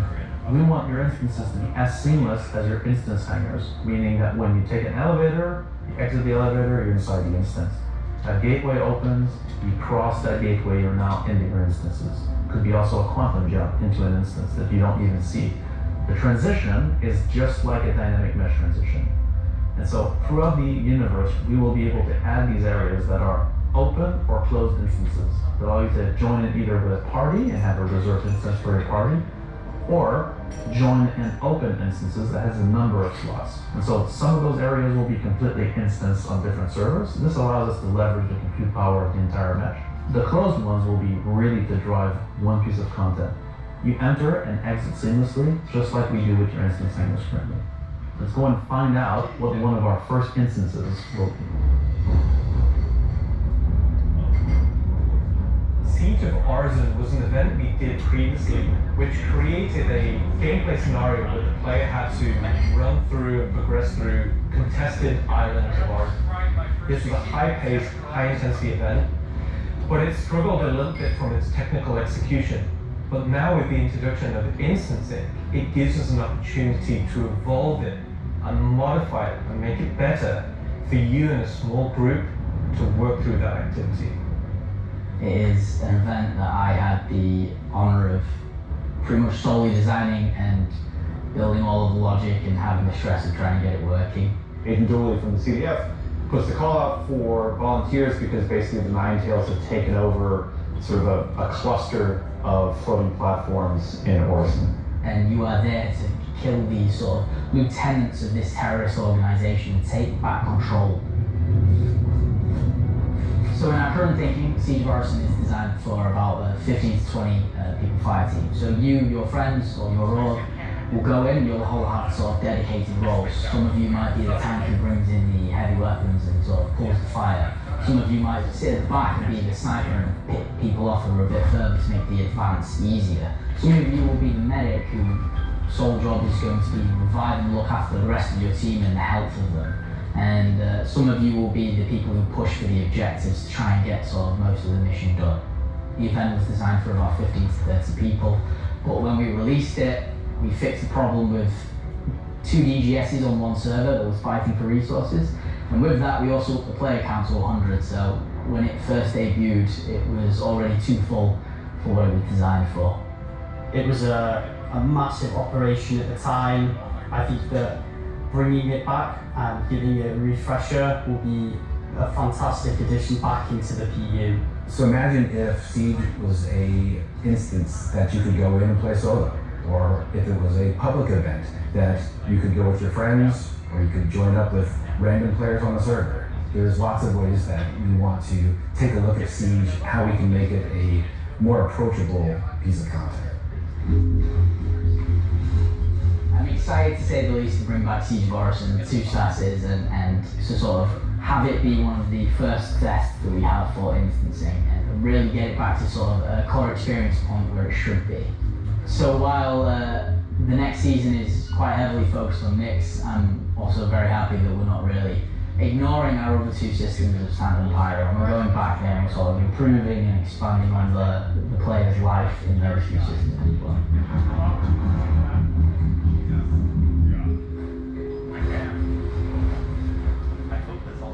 Yes, and while things like Genesis, intercell hauling, crafting, Siege of Arson, and more will reveal next year, will continue to bring life into the existing universe outside of Mix, there's still one more exciting use for instancing we're building right now.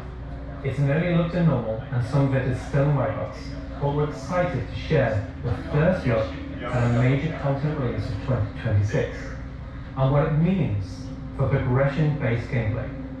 As an evolution of our Building Interior initiative, you won't discover it by accident, because when it's complete, it will be found deep within the heart of Lesky itself. This is the Municipal Works.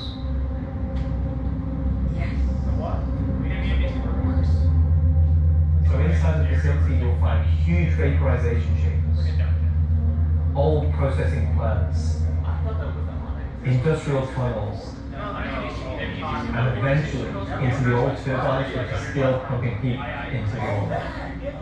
So this is the true history of Lesky. This is a place where you won't see Nordic, you won't see migrating or the other landing. It's the pure basis of Lesky. You will have, of course, metal and tunnels and more social place, but you will also see a lot of rock and cave. So it's not a place you go to take vacation, it's really a place you go to fix stuff.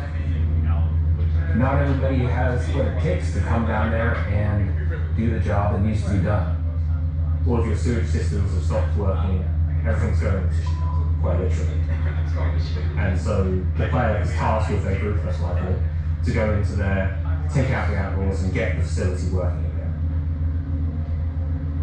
So let me get this straight, this is literally a mission to fix the toilets of Lesky. It's not just the toilets, you're also trying to turn on the air. Air is a bit more important. It still works in Lesky, but you know, they have like maybe polluted air because it's not being treated properly. It's not just the toilet.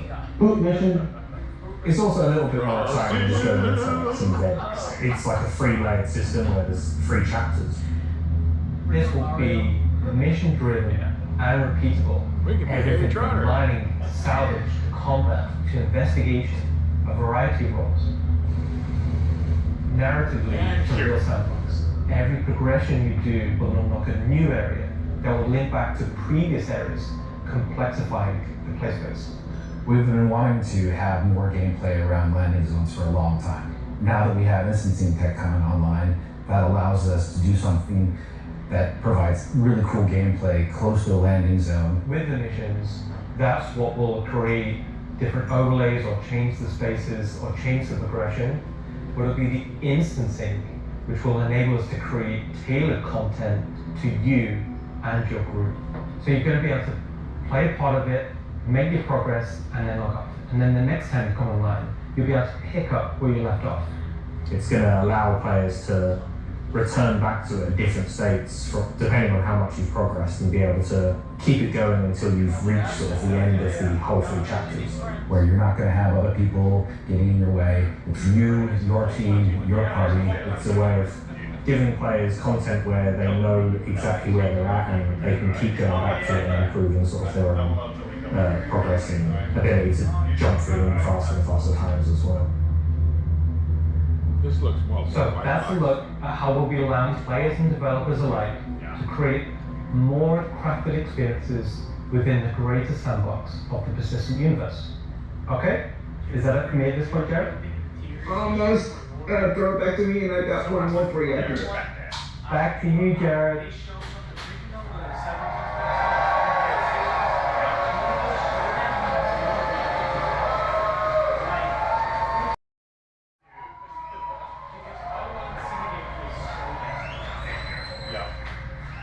Everybody's really excited about the year ahead.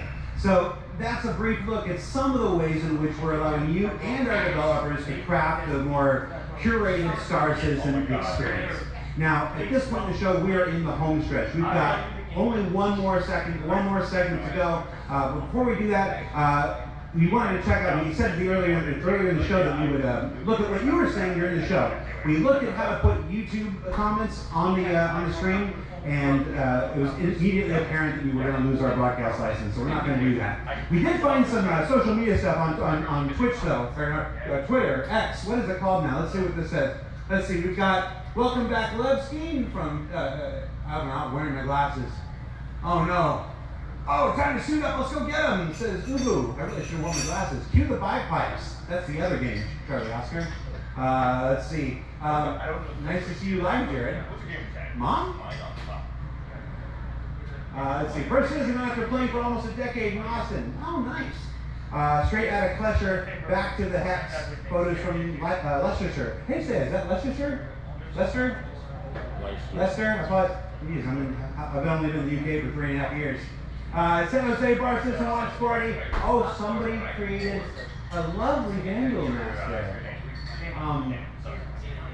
Sean Tracy, can we get that in game? Just that, exactly. Just scan that, put that in game. All right, so that's a few reactions we're seeing on social media right now. Before we get to our big finale, or the thing we're going to wrap up the show with today, I do want to talk a little bit about Big Citizen Con versus Digital Citizen Con versus what we're doing today with the Citizen Con Direct. Every year Citizen Con is a monumental task for any number of people, whether that's development, marketing, support teams, platform teams. Everybody comes together to make this thing happen and go off, hopefully without a hitch. So far, we've been doing all right.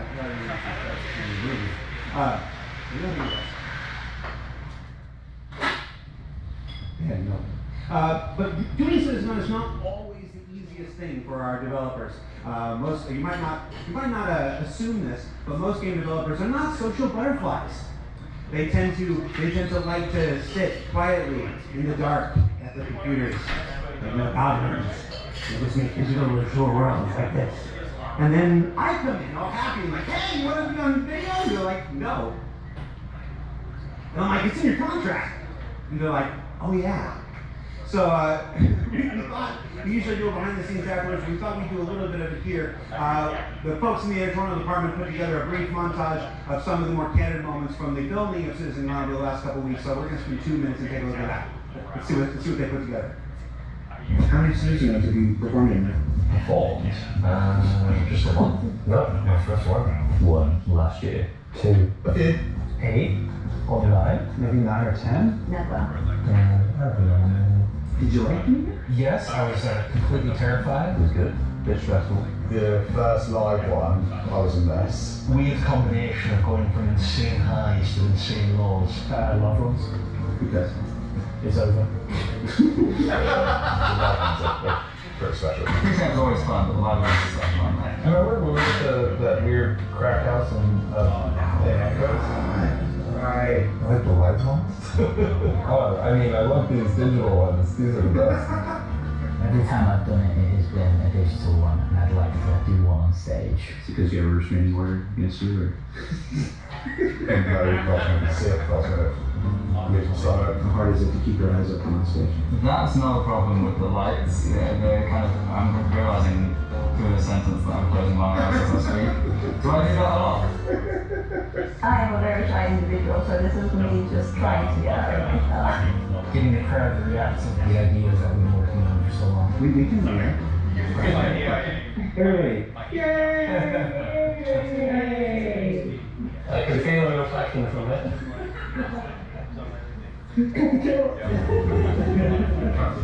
30 seconds, all right. Do I stand up? Do I sit down? Do I drink? Do I not? Do I talk? This will be the best one yet. That's right. Because it's nice and short. Is this all supposed to be usable content? Because I can do different. Of all your nicknames, why is Moistmaster your favorite? I think you mean least favourite, and because it has the word moist in it, I'm going to come on. I didn't really mean nickname by any of this. Sounds good. Good deal, Alright, let's get started.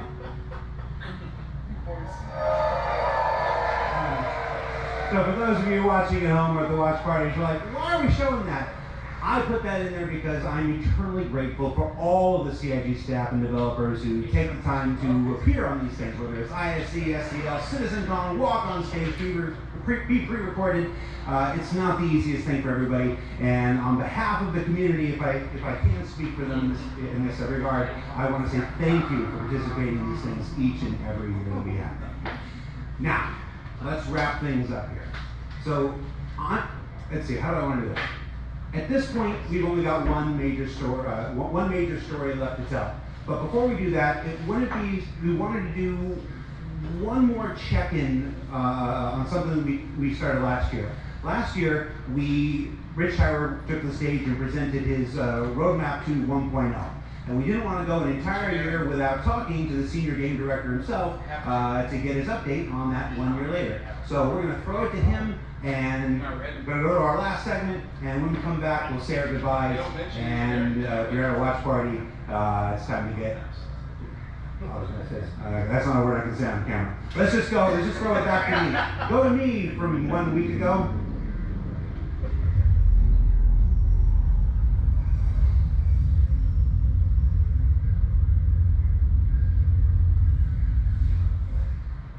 Last year, Senior Game Director Rich Tyler took to the stage and revealed our plan for 1.0. Now, before we end this year's CitizenCon Direct, we wanted to take a few moments and follow up on that reveal from last year, to do as we've done today and look at the year ahead. So, Rich, thanks for taking the time to join us. You're welcome. All right, so we're going to jump right into it. Everybody knows the only constant in game development is change. So I'm going to ask you outright, what's changed about the road to 1.0? Well, fortunately nothing. It still remains our North Star. The team is busy working towards that goal in the background, and every patch this year has moved us towards that goal. And if you haven't watched the Star Citizen 1.0 presentation from last year, I highly recommend you do so, because everything in it is still relevant as of today. You mentioned every patch this year has moved us towards that goal, so I want to dig deeper into that. We've done, at this point, 9 releases in this year, more than any year prior. How does each one of these not just sit as their own moment in time, but move us forward on this road to 1.0? Well, last year I discussed the framework of 1.0, how all those complex systems can tie together. And one of the core aspects of that was the main story, which became the spine of the universe, which brought all of the locations, mission givers, guilds, and all the different areas of the game to the players. Now, what I didn't talk about from last year was all the content that was going to support that framework, add the flesh to the bones, should we say. And I think that's where this year has moved us towards that goal. If you think about previous events of previous years, they've generally been locations that we've put into the burst, but they've been transient. We've taken away, like Siege of Orison or Zenithreat. We've added them to game, and then they've been moved away.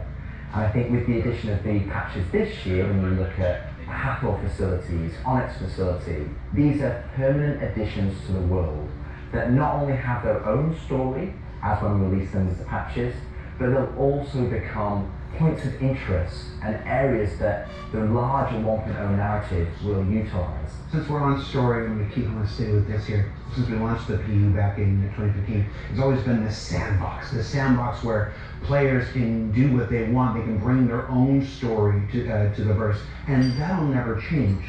But how important is it that we also build this concurrent narrative of our own, this crafted experience, if you will, alongside that? Well, we're trying to create a living, breathing universe. And that includes both the player stories that you mentioned, that they can go and enjoy and create their own memories together. But it also means that we want to have a universe that gives back. We want areas and locations to feel like they're believable and real life locations. And if you look throughout this year and the patches that we've worked towards, we've had an overarching story that's moved from patch to patch, and we're going through some of those cycles right now. We've also been introducing mission content that has fully voiced dialogue and facial animation, which allows us to inject some of the meaning and the why to what we're doing as a player. And I think story is integral to Star Citizen as a connective tissue that ties all of these different complex systems together, because it takes players on that journey throughout the game. To see this big turn this year to start injecting story in the verse, I think people are really responding to it. So everybody knows, and you mentioned just now, that this year we changed a whole lot about how we operate and how we're releasing. How do you think that's going? I think it's gone very well. I think if the mantra that I've always been pushing this year, and right at the beginning of January, was patch always goes. And I think this year has seen a different development strategy to how we've been moving the game forward. That's where this different strategy has allowed us to really take a wider approach. And we also have to remember that Star Citizen is played by tens of thousands of players every day. And while we have lofty future goals, we still have to make decisions right now that make the game fun for the people that are playing it all the time, and playing it as their daily game. If you look at previous years, we've had to hold a patch back, we've had to make concessions, mainly due to around a feature may not being ready or right to go into there. There were 3 months, 4 months, sometimes 5 months before you Exactly, and I don't think that's good for anybody. I don't think it's good for the players, I don't think it's good for the development team. I think it's better to have regular cadence of drops. One good example is this year for Align Mine. People probably don't know, but Align Mine, when you turned on the laser, it was actually supposed to reveal the sounds where the Valkyrie.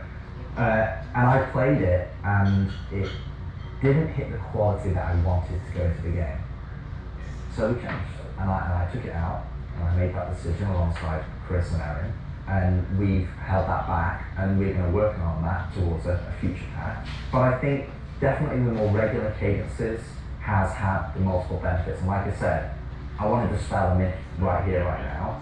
Like, features are still being worked on quite heavily in the background, from radar and scanning to FPS, the new quantum, to inventory, engineering, crafting, and all of those features are going to be coming very, very soon for the players to get their hands on. And, you know, I'm going to be honest, I'm not going to sit here and say that if I was to go back to the start of the year, I would hope that we would release more features. But I also think every decision we've made this year has been through the lens of making the live experience as stable and as good as possible. So are they confirming continued monthly release? I've said this before, I've said it internally, I've said it after, I'm going to say it right now again on the camera. I think this has been the best year of Star Citizen ever, and I'm willing to look right in the camera and say that. The player numbers are up, engagement numbers are up, the length of the play sessions are up, bug numbers are down, 30K is gone. It's been a solid year. But Citizen isn't Citizen without talking about the future, so I want to move us to the future. We've talked about story, we've talked about this more diegetic, immersive universe and adding wastelands and stuff like this. But where do we go from here? Obviously that continues, but what more are we going to do to make this universe seem alive and real and breathing? I think the biggest thing is to start having that conversation the two-way. So if you think about this year, like you mentioned, with having fully voiced NPCs. But a lot of those missions and those NPCs, they're talking to you, they're talking at you. You don't get to talk back to them. Now obviously you get to interact with them through your actions, you get to do their mission, you get to move that along, and then they talk to you again. But it's a one-way conversation. You're missing the conversation with them. Exactly. The next part would be physical mission builders. That's something that we're going to be working towards very soon, with Battaglia being the first one coming back in the verse. And just to be clear, we'll be bringing all the mission builders eventually back. And we want them to be an integral part of the verse and the story that players go and enjoy. We want the locations to be brought to life. And as we mentioned last year, we want to have interactive scenes that you can go and be part of. And obviously the full end goal is towards, to have cinematic stories in the game. And that is what we're going to be pushing towards. Everything we do, every decision we make, is through the lens of moving us closer to 1.0. It might sometimes be difficult to see why those decisions have been made at the time they've been made, but rest assured that Star Citizen 1.0 is still on North Star. That's what we're still aiming towards, and that's what we're going to be moving forward with every patch next year as well. And remembering when mission givers were first introduced, they sometimes became a bottleneck. Is there a role in instancing, which we learned about earlier today? Is there a role for instancing and helping with mission givers? Yes, partially. It will be one mechanism that will allow us to have players go to their own individual area of the verse, have that conversation, and then go and continue on into the open world environment. So I think that's where, when we look at instancing provides us one tool that allows us to remove that bottleneck and provide more services for us. Happy you said that, because that's one of our last topics I want to get to, is how we reconcile instancing with the persistent universe. But for the last 10 years now, we've been building this giant, seamless, persistent universe where everybody can come in and play together. And it would be easy to have a first instinct reaction to the idea of instancing and say that's antithetical to everything Star Citizen. But you mentioned last year these three pillars of building Star Citizen, and you said nothing changed, but I want to ask you about this specifically. What are those three pillars again, and how does instancing fit within the greater design of Star Citizen? So the three pillars I mentioned last year were open world. That's just like the missions you love today. You can go and play, there's other players there, and you can go and enjoy that together. Then we have instancing, which I'll talk a bit about more, but similar to municipal works that we've talked about previously. And then the third pillar was dynamic content, which would be content that's generated by the activities of the players. And I think it's very easy to become myopic around one specific thing when we're talking about it a lot, when it's the next stage of our development. And I think you could reverse it. If we'd have made a game that was all instance, and then I'd come on camera and said, hey guys, we're going to start doing open world.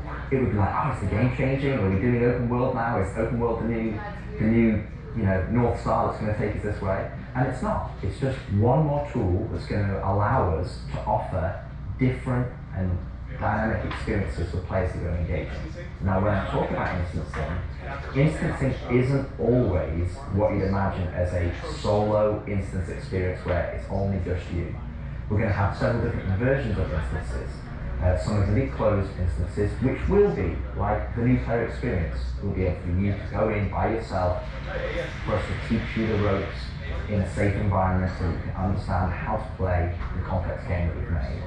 But we'll also have open instances, like a cantina or a bar, where we might say, hey, we only want 50 people to come in here because we've got mission givers and we've got other NPCs who to talk to, and you would just walk in and it would be seamless. You wouldn't know that there was an instance, it's not going to get a loading screen, you would just seamlessly walk into that location, it would be full of other players and NPCs, and you can go and enjoy the content. And that's, I think, something that instancing is going to provide us. It's going to give us a tool to offer different dynamic content or curated content, as I say. It allows us to create experiences that are different to the open world experiences that we've already made. And it's not to say that we won't continue our open world development or only do instance content. It's going to be a mix. And like I said, This is one of the pillars that will move towards 1.0. We will eventually work on dynamic content that will move towards 1.0, and all three of those pillars will interweave to create the full Star Citizen experience. All right, so we've had a lot of the bigger topics, the feature work, engineering, and FPS crafting coming to tech preview soon and stuff like this. We talked about instancing and how that's going to work within the universe. But I want to ask you this one last big one. It's very easy to say Star Citizen is this kind of game and that kind of game. Those of us who spend our days making it know better. It's an everything game. It's everything we can make a game. It just is. But at the core of this is still spaceships. That life of spaceships. What more can you tell us about spaceship gameplay in the future? What can you give us? What can you tee up for us to look forward to for those of us who are really into Star Citizen for the spaceships? Our intentions going forward are to make sure that every ship or ship archetype that you acquire has a role and has content that you can go and enjoy in the universe. For example, right now I know that we're working on more robust mining missions, more robust salvage missions. We're going to be working on refueling missions. And we want to make sure that each and every one of the ships has a purpose and has a reason to exist in the game. That's from the smallest Argo MPUV, as well as ground vehicles, all the way up to the large capital ships. We want to give them a purpose. I think it's something that we are absolutely aware of. We want to make sure that we're building that spectrum of content to allow players to go and engage in. And I think 2026 is going to be a very good year for Star Citizen. And I think there's going to be something that's very interesting and something that a lot of people have been waiting for. But rather than me spoil it, I'll let Ian and the team go into the details on that. Get twinkle in his eye. Ian, take it away.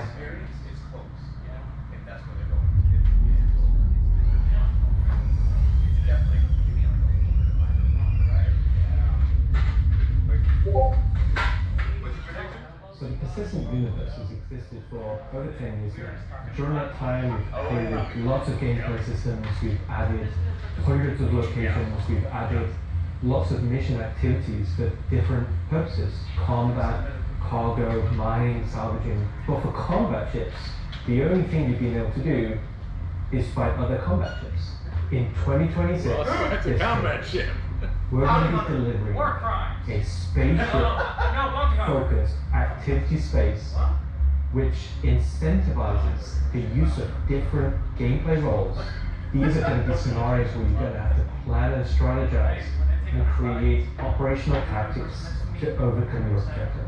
So what you're going to see is very early. It's early in the pipeline process and it's going to come alive about next year. But we're really excited about the content we're creating. So we want to share with you a super early look at what we're building in a space we're calling Tactical Strike Groups. Tactical Strike Groups. Kind of got mumbled these words. I'm hoping this is going to be something you can use your interest on. Of what this new faction is really doing in the next.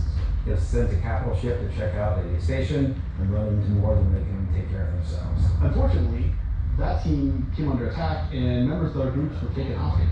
Now they've reached out to Intersect, who reached out to you to help recover the pilot. Of course, it's unwise to do this alone, so you'll need to put a team together to attack the station. When you arrive, you will have this big asteroid, a broken asteroid, and on this you will have this place where you will find three big arms. You will see in the middle, you will have this big energy core. Everything here has a purpose. It's not just for the show, just something else. You'll see People's Alliance and Idris, which is just on the outside. It's going to be getting harassed by this unknown faction that you have met before. So your first objective here is to clear out ships. There'll be waves of these ships, so this is what you want, your light or your medium, your heavy fighters, whichever playstyle you prefer.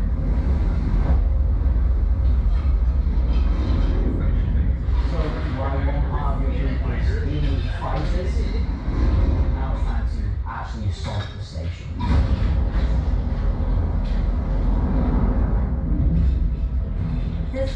has been outfitted to resist all of the obvious wave of attacks. Somehow they've incorporated Vanduul capital ship killer turrets. These turrets ignore small fighters, and they have the firepower to destroy even the biggest capital ships. Your Polaris and your Idris, if you get it close, it will get shredded. The idea of these is so we can sort of make it so we can mix up that ship combat, and not everyone can just bring the biggest ship and win just because they have the biggest ship.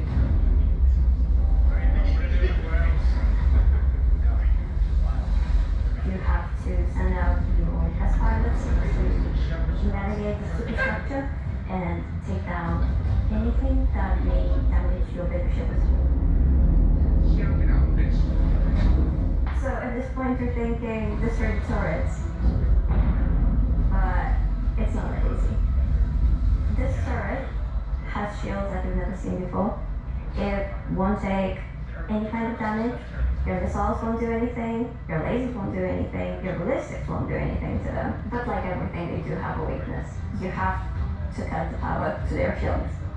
To do that, that actually brings you to your first objective, the power relays.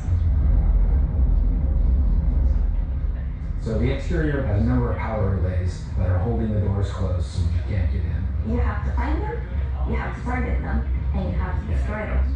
But it may not be as easy as it seems. Here's our first wrinkle. The power relays have their own shields that are resistant to energy-based attacks. We know how much you like using laser repeaters, but so do these guys. Capital ship can't get close enough because of the turrets. So ships with explosive or ballistic ordnance will be here. That's torpedo ships like your Retaliator or Gladiator, or even another fighter with ballistics loadouts. That's gonna hit you.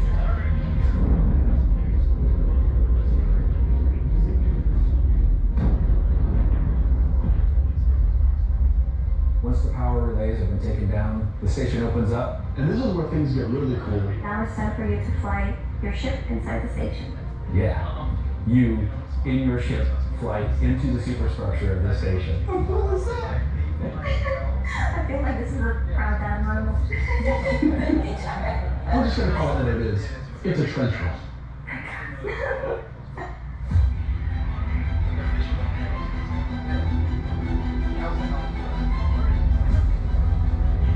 As you enter the structure, you'll see cooling units along the sides of the lead takeout. There's 3 arms to the station that have a shape. You'll fly into one and then you'll be here in the center, and then you'll move out in the other. You're going to do it multiple times, or you're sitting friends? At this point, the course should be covered, so these are essentially straight units. Objects get delayed, you're going to have to be able to dodge, you're going to have to move quickly, and you need to have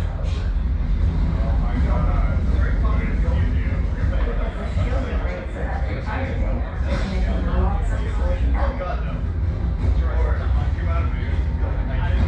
So once the cooling units are off, that exposes the core to other people, which means that you can attack it from the inside and also from exhaust port on the outside of the station.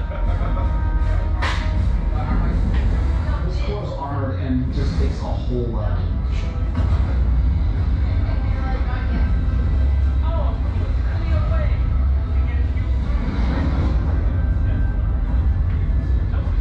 Once the power core goes down, the turrets come down, and then the capital ship can cross. Why is it important? Because during all this, you spend a lot of ammo and munitions and ballistics, and you're going to want to top up. This is where we're going to get our new feature in. Ship handler, refueling, and rearming. You're going to be able to run in under of select ships and be able to use the same interface as you are right now at stations to refuel and rearm. It's specifically for ships like the Idris and Polaris and other ships that are designed to have other ships land inside them. Of course, there'll be more than just those 2 ships, and you'll find out more once we get closer to release. But this is a really important feature that we're really excited to get out. You're not bringing your own Idris. People's Alliance has an Idris there that can provide a safe port in the storm, allow you to set back up and head back out. And it's a good thing that you bring on the refuel too, because now another group of ships is coming to attack the People's Alliance Idris.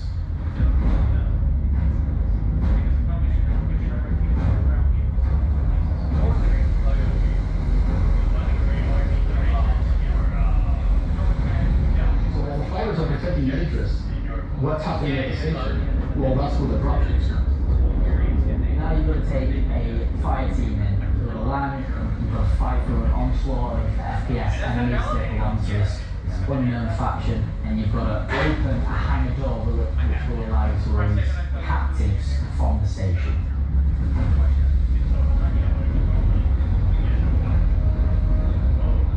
After you've opened the doors and that person's taken off, you've just got to make sure they get to safety.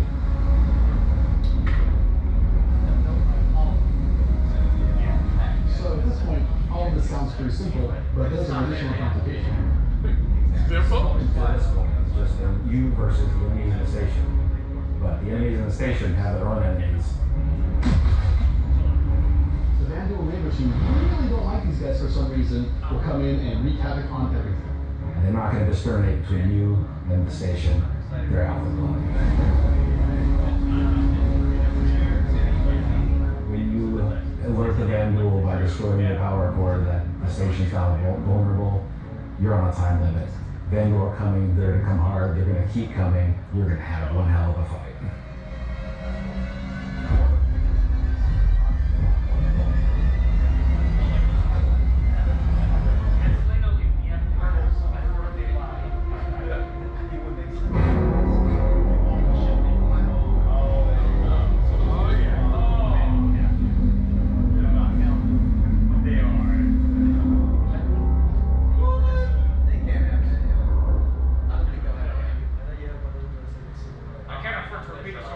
Tactical strike groups. I'm personally so invested in this.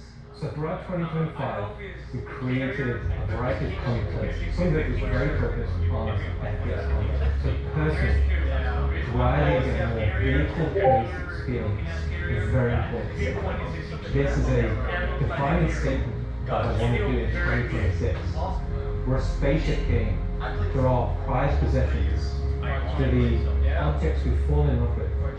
This is the content we want to create, which objectives and complete missions in a variety of roles. And in the future, we can use this to experiment. So I hope you're all just as excited as I am for tactical strike groups. They're going to be fantastic. Well, you know what he does?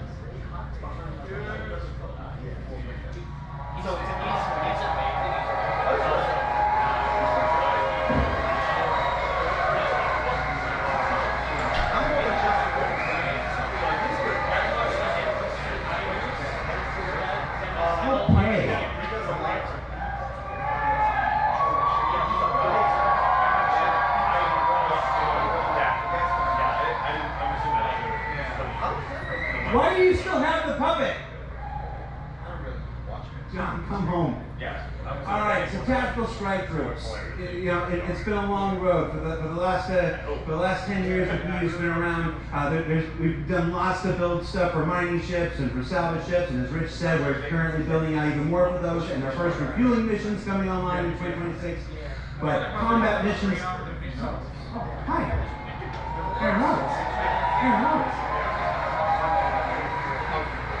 But finally having enough of the foundation in place so we can begin to build real spaceship operations.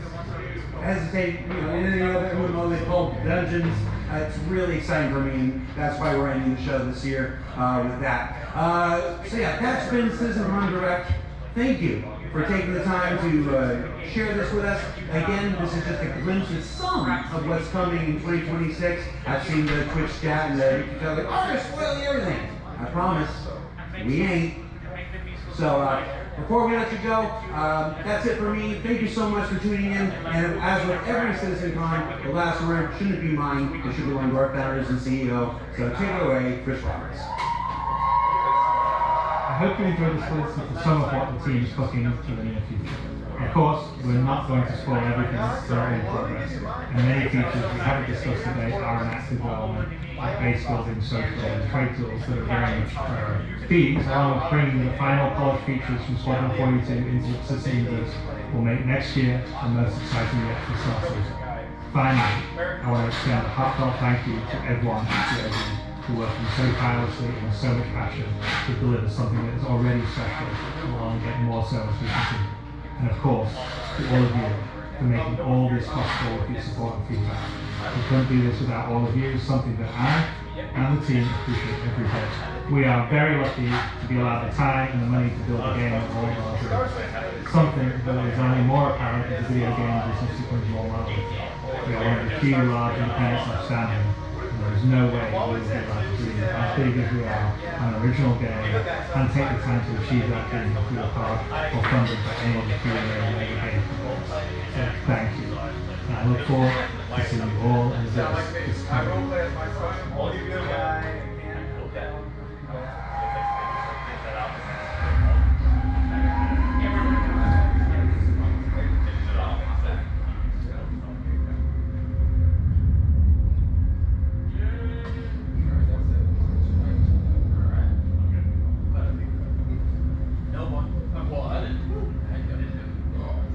One thing they didn't mention, medical career and what they do. Okay, there you go. I looked online, but I didn't think that nobody got me going. Yeah, how much is it? $350. So I quit, I guess, 230 or something. I was even close. Nope, the Star Citizen inflation. I haven't got the year that not bad.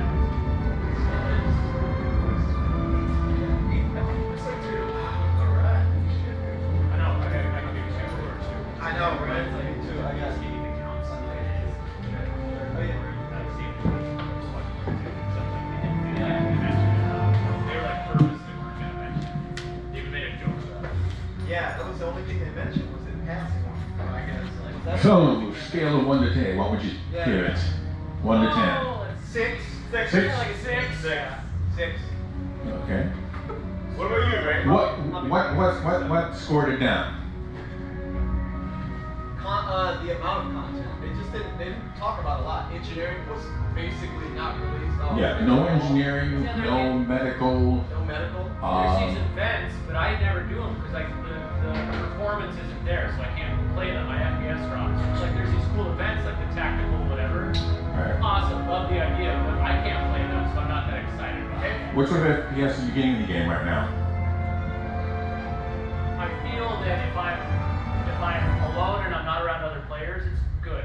It's 60 plus. Yeah. And then the second another player enters within 100 meters of me, it goes down to like 15 to 8, somewhere there. Now that's server FPS or No, not server, like actual. What would you regard as the minimum FPS for you is regarded as playable? 30 for me. Just to play, I'd be so happy if I could. Other games, 60. Yeah. This game, 30. Well, MMOs always have a lower ability to deliver frames because there's all that extra network and server effort that has to be done. I thought that they edited it with too much talking heads. Yeah. They should have shown more and shown less talking heads. Now, I know what this guy looks like. I know he looks like he's talking. I want to see new things. The three best things, I think, confirmation of Nyx, and that Nyx is going to be very exciting. Yeah, that's big. I think they knew that was big. The second thing was the Planetary Tech V2. It looked gorgeous. And the third thing that had me excited was real carrier operations. Yeah. All right, that was like they almost threw that away as a thing, but that's going to be big because we had these ships like the Idris and the Polaris, but there hasn't been the ability for them to really be a carrier or to do carrier kind of things. So that's why that bit at the end I thought was one of the things that I got most excited about. What were other things you were hoping to see and didn't? Well, I honestly think the ship are kind of lacking, honestly. I think it's centered around like combat. I'm expecting a little more from the being down the American. Yeah, I mean, with the addition of this gameplay that they showed at the end, a ship that I really think now belongs in the game, and they might have one to do it, is a carrier-based dropship. Yeah. Now, the Legionnaire might hit that if it can fit in Icarus. So that's the question.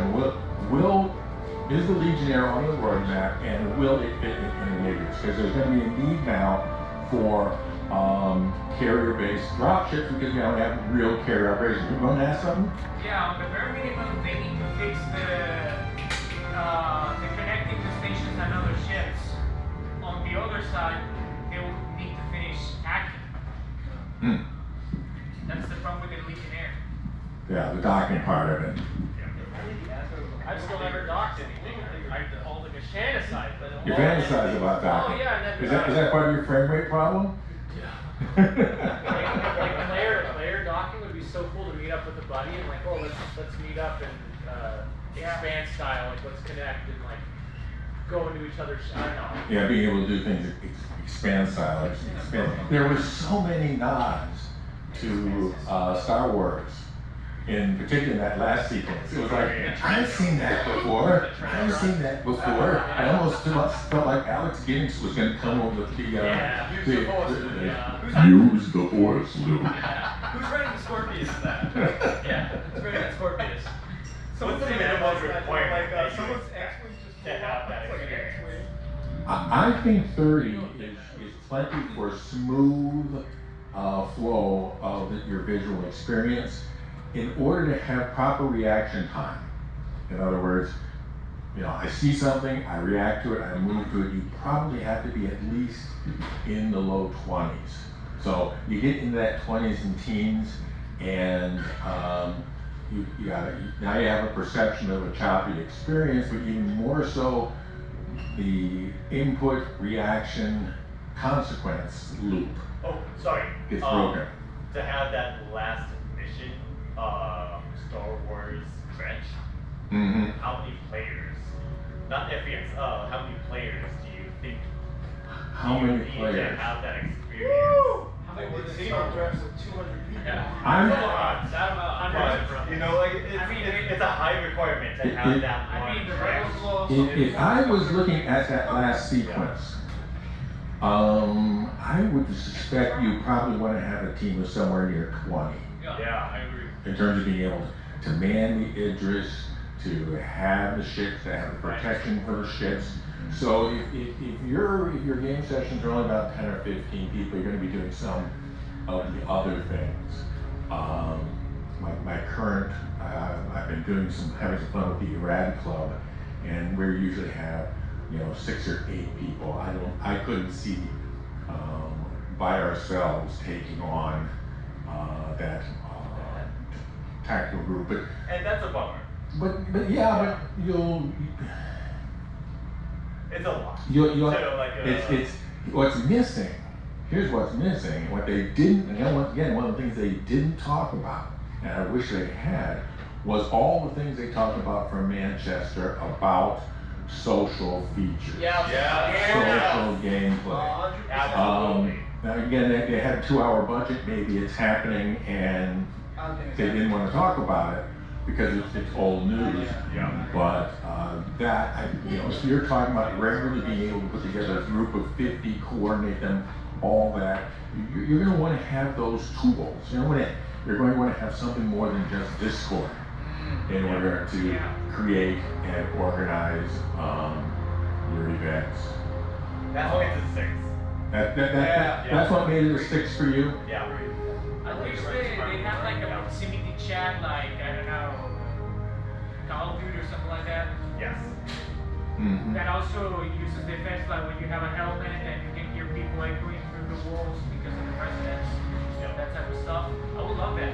That would make the Star Citizen so much social because it's automatic. Instead of trying to find out how it works. VoIP at all?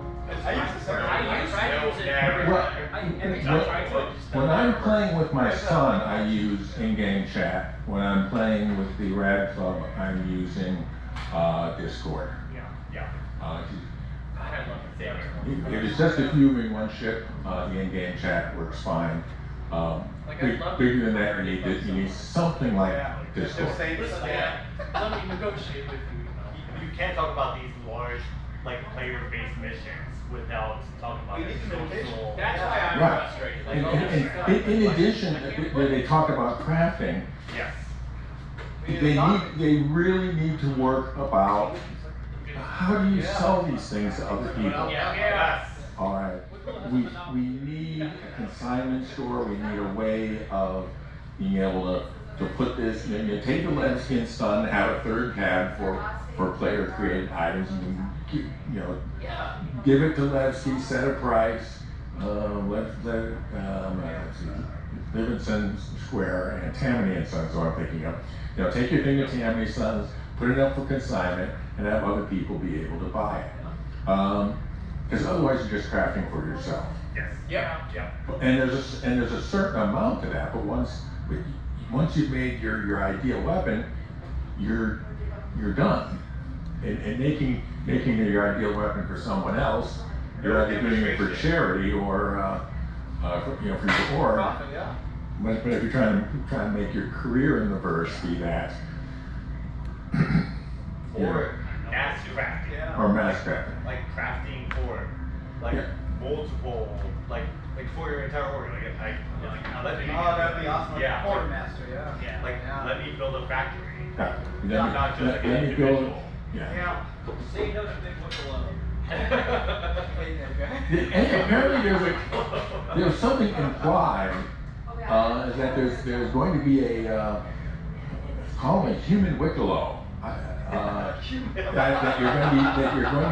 you're going to be buying these kit bash ships and kit bash weapons from Gray. Oh, that's who this is? Oh, okay, I missed that. Now they kept on mentioning Gray, and I was thinking, who's Gray? And I'm presuming he's some person that we're going to find in Nyx, who is maybe he's a teacher's ship shop, and we use him to buy these things from, these jerry rig things. I would easily see Teach or Gray. I don't know if they're working towards this, but it'd be a great thing if Gray provided us with towing missions. They don't In other words, because apparently he has this constant need for pieces that he's going to slap together in his shop.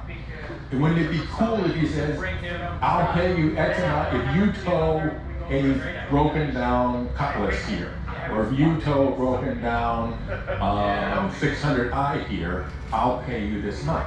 Towing missions, I think. They talked about adding more cargo missions. They talked about adding salvage missions. I think there's a great place in the world for all the SRV owners to have towing missions. Yeah, it's a great idea. Talking about instancing. That could be, it would fit into instancing very well.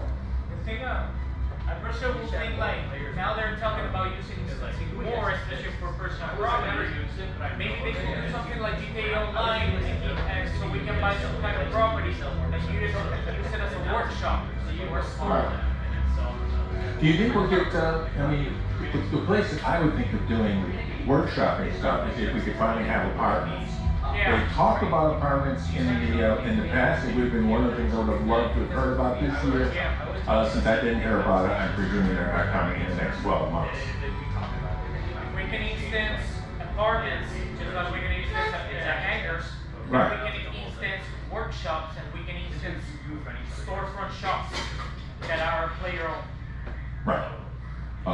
But you want to have something that you can put this thing up and have people be able to buy it. Yeah. Even if they're in a different shard, even if they're in a different region, even if you're asleep. And because right now one of the hardest parts, if you use something like UEX to try to trade, is sure you can put your thing up on UEX, but the hassles of trying to then connect buyer and seller are huge. You've got to be awake at the same time. You've got to somehow, set yourself up in a party, get into the same shower, get into the same place. And so, as a practical matter, player-to-player commerce, or what I call P2P, is pretty dismal. And it only takes a few simple tools that pretty much every other MMO has. Now, instancing, do you think this will finally put to bed the people that want PvE shards. I think it could. I think it's going to make a better separation of the both worlds. You think we will still see those threads on Spectrum demanding PvE only shards, or do you think this will quiet that down enough? It depends on the extent that the PvP people can camp the areas right by the instance. Camping the entrance to the instances. Yeah. I don't think they could, because each instance is in a. You mean in the inside? Right. Well, like just camp the entrance. No. Apparently, getting in. Once you're in, you can't camp you, but there is an entrance point. Right, but just camp out. Is that armistice or no? Yeah, so that's just it. They would have to somehow design it so that the place that you get into, it would be if they suddenly if they had the entrance to the contested zone be a PvP area and not an open one, then you could camp the place that people are getting into. The one thing I noticed is that we're going to be seeing a lot of plumbing, for lack of a better term. Yeah. There's a lot of cases where we were being expected to fix things, repair things, get the engine online, get the magnet online, get the drill online. They know they might hear in a still left toilets. Yeah, back in, that's detailed central services. You know what Central Services reminded me of? The movie Brazil. Yeah. Is that a reference in that? How many people have seen Brazil? Okay, most of you have. Okay, well, I was thinking, what are they expecting us to be Harry Tuttle? Harry Tuttle, combat plumber. Well, Robert De Niro's more delightful roles. I find it funny that we're doing all of this repair on buildings, but they're not ready to put engineering. Put in what? I agree. Engineering? Yeah. I do not know what the heck is going on with engineering. I was shocked. We're already doing this soft level engineering on literal buildings. Yeah, we are. We're doing all this engineering. I have a pet theory, and I will admit this is a pet theory. I have no confirmation of it, other than it seems to correlate with the sequence of events. I mean, if you remember, they were talking all about, we're going to get you a tech preview of engineering. It's right around the corner. It's coming up. Just hold on. There's even messages of the day in chat that we're getting ready to do a tech preview of engineering this week. I remember that. Okay, they were that close to giving us a tech preview of engineering, and then video silence. And what I'm thinking happened is that they put together this emergency tiger team about what? Elevators and transit. Okay, now you don't just pull engineers out of thin air. You don't go to central casting and say, give me 6 experienced game engineers. You had to pull those people from something. So my theory is they pulled those people to fix elevators from the engineering. Because it would have been the right kind of people. It would have been game features. So my pet theory is that all those engineers were pulled from engineering to work on elevators. They're engineering elevators, which is good. We needed the fix on the elevators and transit. I don't think anyone's saying that we should have left those in there for our state. What I think it means is that as soon as they get that, we may see a tech preview of engineering and the new elevator system all at once. Because the engineers will finish the one and be ready to do the other. Do you think we should have a tech preview of Nyx, or should they go straight to us? I want straight to us. You want to skip the tech preview? Well, it's really just a couple missions, municipal stuff, and the actual location. I just can't imagine anything being that broken. I think they ought to do a tech preview of Nyx for one simple reason. And that is that it will let everybody, to the release it in the live, everybody's going to go there. Everybody's going to go there because it's a new thing to see. And so whatever DGS is or DGSs are handling Knicks are going to get swamped because literally everybody's going to go there. Now, if you do a tech preview, you'll still have a surge of people wanting to go to Knicks, but it won't have that completely new planet smell. And so you'll have, so people will be doing Knicks in a much more planned state than just running out and doing it. I have no children, but What do you think about the fact that they said really nothing about Squadron? Does it make you feel worried about Squadron? I'm not here for Squadron. So it's not going to be a whole thing about Squadron? Yeah, there's no thing like, I would wish like they would talk about like, of course, like on my thing is like, save the date for like an upcoming update. Right, that is what I expected. I expected to save the date. And so the fact that they didn't provide a save the date means that they aren't ready to give us a save the date. Right? I mean, for Squadron 42. For Squadron. I think they want to release next year, but they don't know, so they think it's safe not to release the date because historically they've released dates and they never.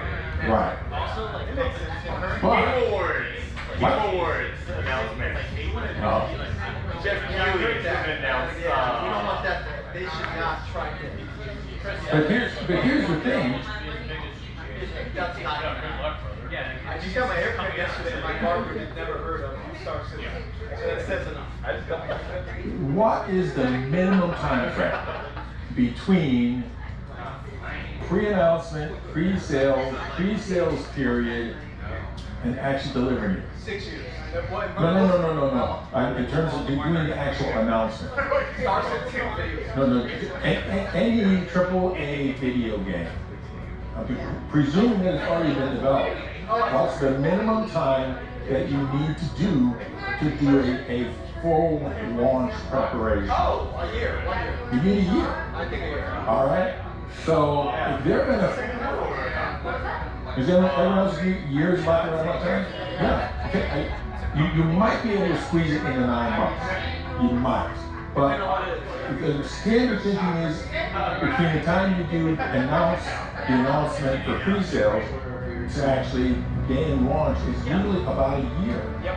So if it's going to be in 2026, they should start talking about it. It's got to be happening Oh, soon. you're right. I see what you're saying. So it's made likely not. I see. Or they made. Yeah, that's true. They're either cutting that time period shorter than it should be, or the 2026 won't actually be live, but these being announced or sold. Well, can I ask you a question? Remember last year, Chris mentioned that date. Do you think Reed mentioned that date on his own without anyone else thinking that's the date we're going? If you remember, there was a big splashy screen with someone in production had to do that whole screen that said 2026 with the logo and all that was that. So that was not done it wasn't done casually. It wasn't Chris spouting off, which if this was 12 years ago, yeah, Chris would have spouted off. He'd have just said, yeah, it's gonna be in 3 years. Yeah. But I think realistically though, I think they can meet it. I think they can, but if so, they're gonna have to be doing a launch. It's gotta be January, February. All right though, yeah. Well, why they haven't been announced? So I would have expected a save the date for December or January, maybe February. That's why I want Squadron 42 to release as soon as possible, so they can just stop. Yeah, stop. Yeah, you know what? That's true. That's what I agree. Yeah. The moment they get that came out, they can focus on Star Citizen and move all the elements over. And they did say that they did say that there was going to be more next year of things from Squadron 42 that are going to be made available in the game. That's true. So that's presuming that those things have met their polish pass. And we saw things in Los Angeles shown at the big place up the road that we still haven't seen in game. For example, the manacles. that you could use to subdue people. Yeah. I thought he was going to say that when he said. That would have been one of the small things they could have talked about was bounty hunting. Manacles. So, and I think there's a couple other small ones that were, first-person scanning. First-person scanning was shown in Los Angeles. That's right, they didn't even talk. And we've really seen almost nothing about first-person scanning since then. So I suspect that's one of the things that's working through polish. Yeah, it might be part of engineering, that whole, but Yeah, I am suspecting that if we finally see FPS scanning in Precision Universe, it means that they have finally gotten it to the point that they're happy with in Squadron.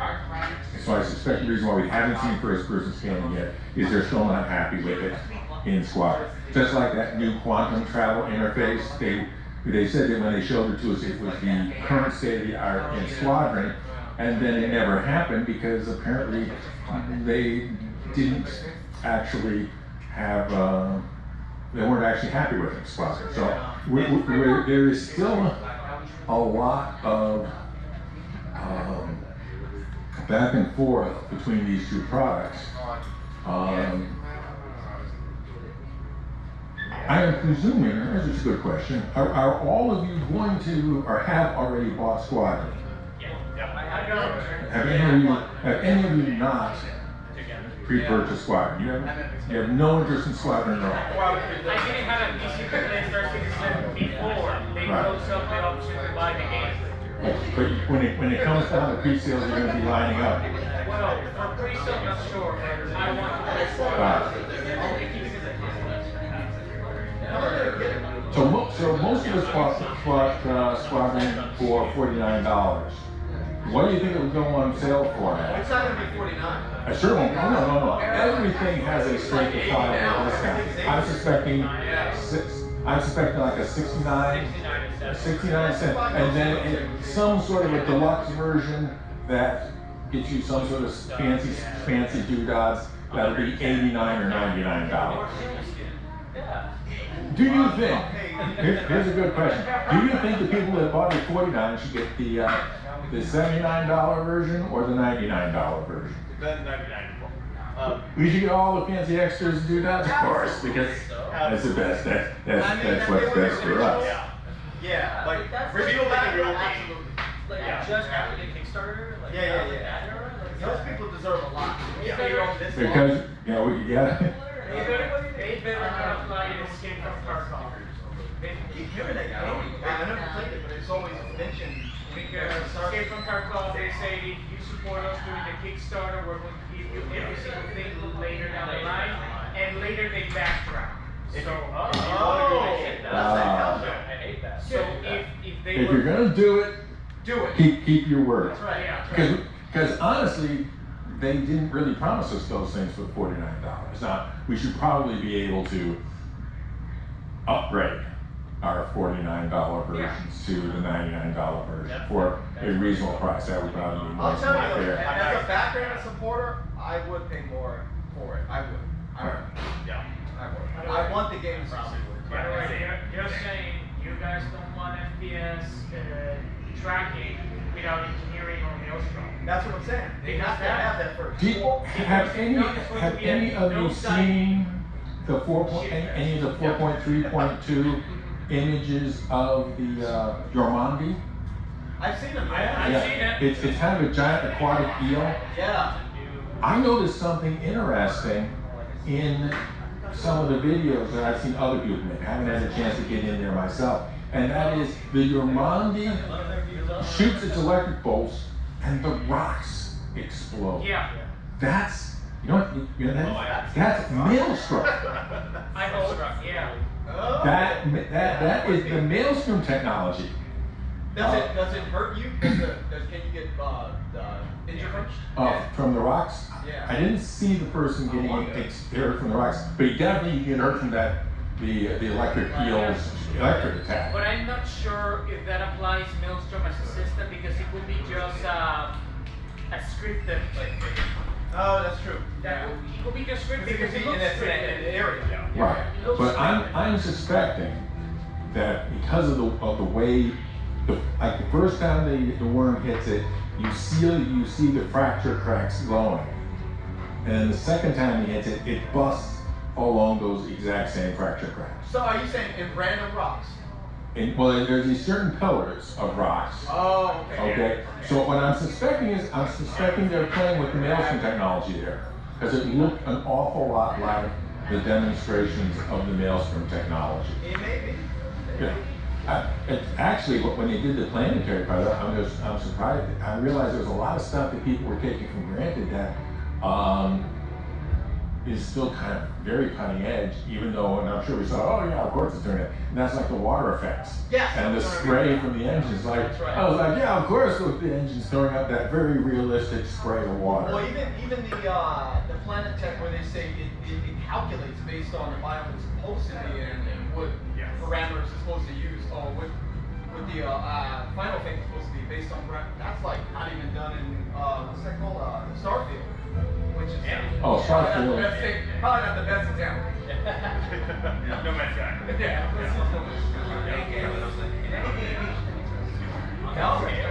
I mean, there are doing some kind of issues. That's exactly. When I saw that swamp, I was waiting for the swamp and creatures. No one is waiting. It's like what's Can you imagine? That's weird. Like walking along in the swamp and some branch you down or something. Now, when it comes to the Syzygon Bingo, have you been actually paying attention to it?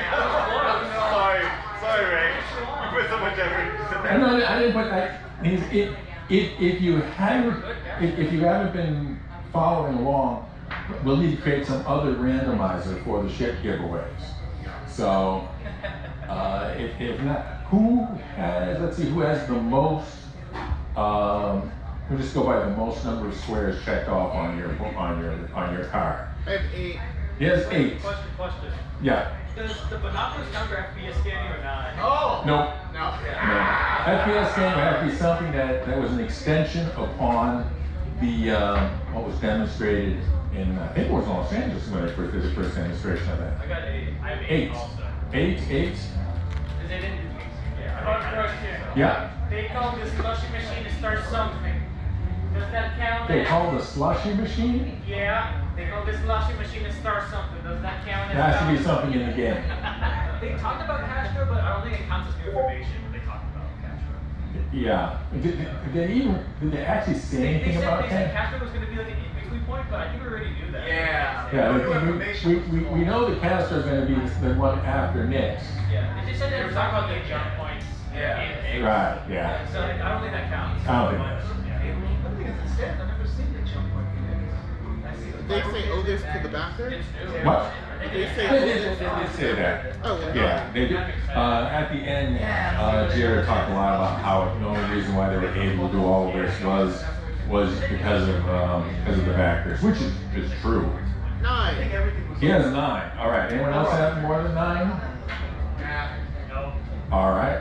Can you count the free space? Let me double What? check. You count the free space? I did. I do not count the free space. I have 7. I was thinking of having a special rule that if it actually said free space, you would get 2. Oh, they could. They didn't talk about salvaging. They didn't talk about salvaging. They did not. No, there was no mention of salvage. Which is funny because in the latest update there's a big difference. Yeah, in the next release there's quite a bit about salvaging. Nothing about base building. No, there was no mention of base building. Nothing about interdiction? What? Nothing about interdiction? There was nothing about interdiction at all. Nothing No. about They interdiction. talked about the Genesis thing, but I was waiting for like a Vulcan or ray tracing. They didn't say that. They didn't talk about That Vulcan. made me so mad. Vulcan may be ready by the end of the year. Well, Vulcan is the default in 4.3.2. Probably why they Mine, haven't. it just said Vulcan or ray tracing on mine. They didn't bring it up once. Yeah. Because it was in the PTU. It's doing pretty well. They didn't talk about the Euodius system. Maybe the 6th They didn't talk about the music. They didn't talk anything about audio. Save music. That's the only thing they talked about was music. They talked a little bit about music, but nothing else about audio. I mean, they had Insight Star Citizen where they talked to the new audio guy, and he talked a lot about all the special tools and kits and parts he had in his bag of tricks. But like, when is it coming? What do you get? Well, the thing is that I'm a real techie when it comes to audio. I am too. And so I really wanted it to hear more about like what was he doing, what of many techniques to do spatially sound was he going to be using. Weapons are not scary. They're not. Somebody's shooting. Where are they? You're like, oh, they're right behind you. Yeah, I mean, because there's sound is a very, particularly the human perception of sound is very interesting thing. And it's important too, because like you walk into an area and you expect to hear something, but you hear something. Wait a minute. Because that's not supposed to be. Sound engineers spend a lot of time working on this. The traditional way in which you position things, you just made it a little louder in one ear than the other. I just use a pan control. But that's not actually how humans experience sound. We experience sound because the sound arrives in one ear before it arrives in the other ear, which makes it really hard if you're in like a theater where you are at different distances from those very same speakers. And so sound engineers do other little tricks, like putting EQ on that one. Because sound is a little bit further away, is a little bit more muddled, or has a little bit brighter. So sound can be very interesting at that, but I don't want to go into a whole presentation of my own about how to do sound. Are you a sound guy? Well, yes, I'm an architect, but architects have to understand sound, particularly if they're working on a whole range of buildings where sound is critical. This is sound adjacent, but how are you guys with the feedback in the ships? Because man, I never know if I'm taking damage, and I never know if anything's happening to my ship, and I think sound's related to that. Like I hear my ship getting torn apart, I'm always dead before. Well, that's just because you're dying too fast. I know.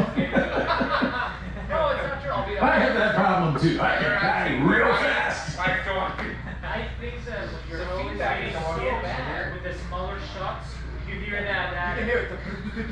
Yeah, but when you get hit with something big, you should feel like something like in Battlefield 1. Yep, and it's over. And you're like, whoa. In Battlefield 1, where you get hit on your tank, you're sort of like, when it just hits you with rail cannon, you should hear it like very vividly before you blow up. That's just, again, that's part of the problem with sound, is that you only have so many decibels to work with. And again, you can do things with clipping and compression, but in push comes to shove, well, you only have so many decibels to work with. All right, so let me go quickly. I may need some help with this. Ray, come hang out with us. What do you need? Come hang out. Actually, I'm over here for a second. We're going to do the giveaways. Great. I love giveaways. Are we doing Great. Are we doing the present your own mission thingy? What is it?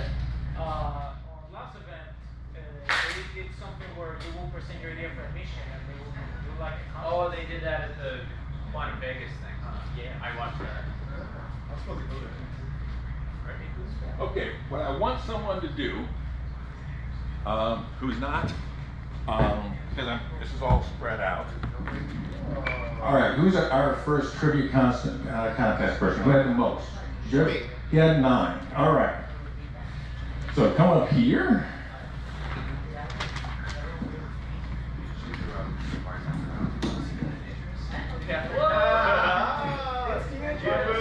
Okay.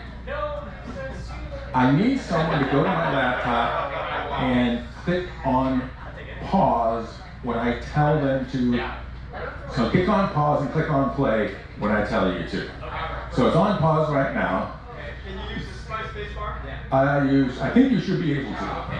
Try it out. You live. I love this.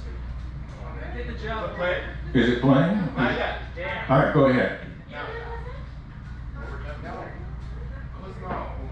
No. As long as you see the progress moving. There we go. What is the following ship? Look carefully. Is this everyone or just No, just him. Okay.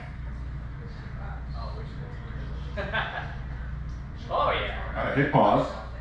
What is it? A 600i. 600i is correct. Wait, another 600i? Another 600i? This is my fourth one. What'd you get? What is it? Is it a... Tear it open. A 600i Explorer. Woo! I mean, if you don't want it. Well, yeah, if you really don't want it, maybe one of these other guys. Because what there is a redeem code there, and you take your redeem code and you put it in, and you get a 600i. So it is transferable. As long as you haven't gone and put in that code, it is transferable. I own the Origin Complete Pack. The Origin Complete Pack. So now you can work on your second Origin Complete Pack. The nice thing to say is thank you. Thank you. Thank you. Thank you. All right. Or maybe if you don't have the next shift, you can just work a swap-a-roni. Yeah. All right. He has 9. Who has 8? Well, without 3, I'm going to say. I say. So who has 8? What? Who had 8 things on their bingo card? Oh, sorry. Nobody has like an 8. Okay, 8. All right. Who has 7? I have 7. Okay. Now choose between the two of you which goes next. Can I go on? Yep, go up. All right, hit the pause. Or hit the play.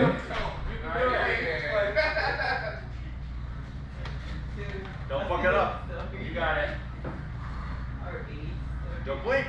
Don't blink or you miss it. Don't blink. Don't blink. Don't blink. I'm trying. And that was like you're blinking. Oh yeah. Which Hit one? pause, That? hit And pause. then I was like, Was that the tack? That was the tag. Yeah. It was the tag. So is you ready to have a tag? You might be able to figure it out. One missed Starlinter tack. No, aren't you glad you came? Yeah. All right.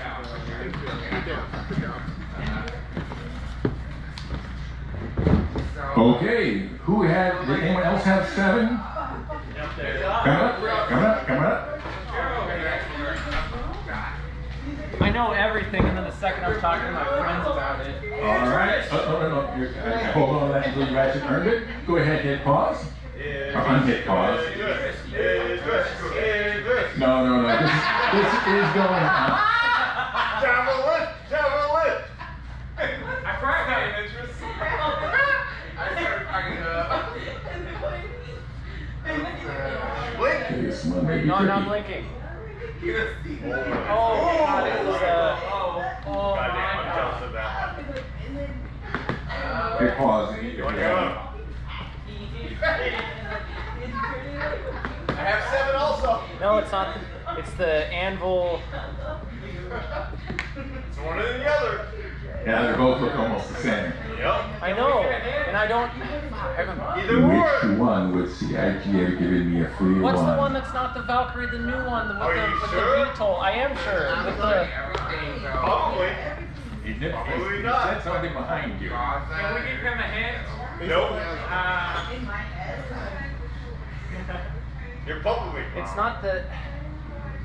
It's not the Asgard. It is the Asgard.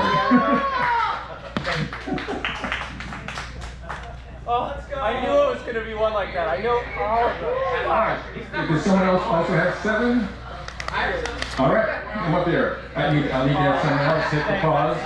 You're welcome. So cool. Oh, thanks for the support. I was really panicking. Okay, this one is slightly different because it's coming from my channel and not from CIG, so it'll be a slightly different process. Oh, okay. All right, but here, go ahead. Got it, you got it. Saber comment. My favorite ship? No. It's his plane, okay. I see it is plane. What is the smallest ship designed to carry this?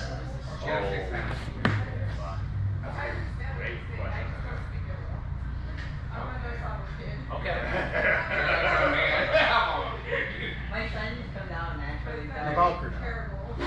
Valkyrie will not hold that.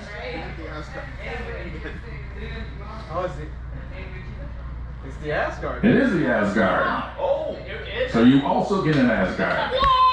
Oh, thank you very much. You're welcome.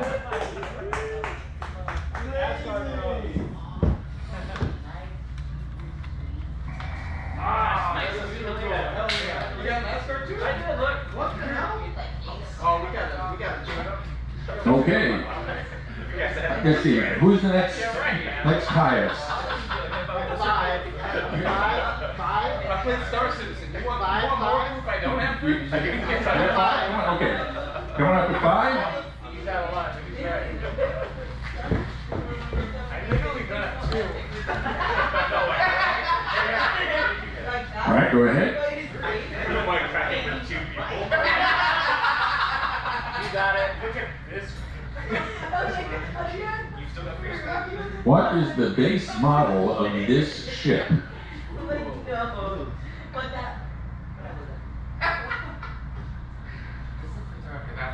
Aura.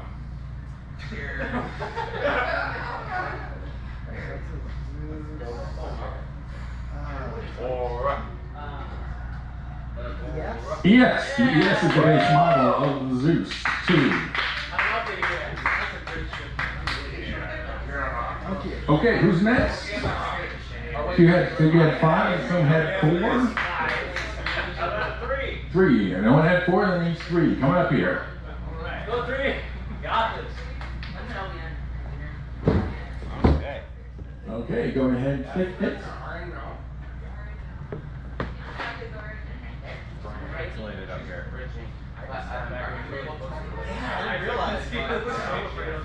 What is this Squadron 42 ship?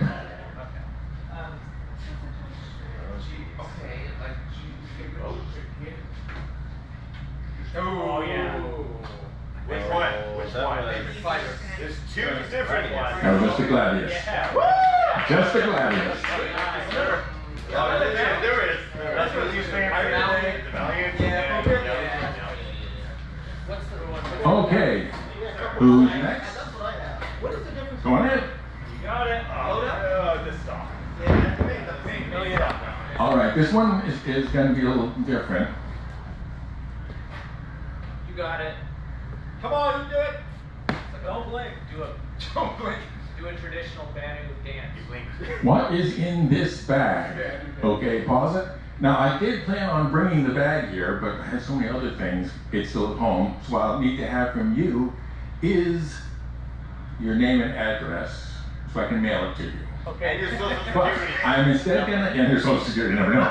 But so instead I'm going to give you clues. And you're going to guess what the bag is and what it has in it. Okay. All right, I've had this bag for a year. You had this bag. I've had this bag for a year. It is Is the goodies bag from last year?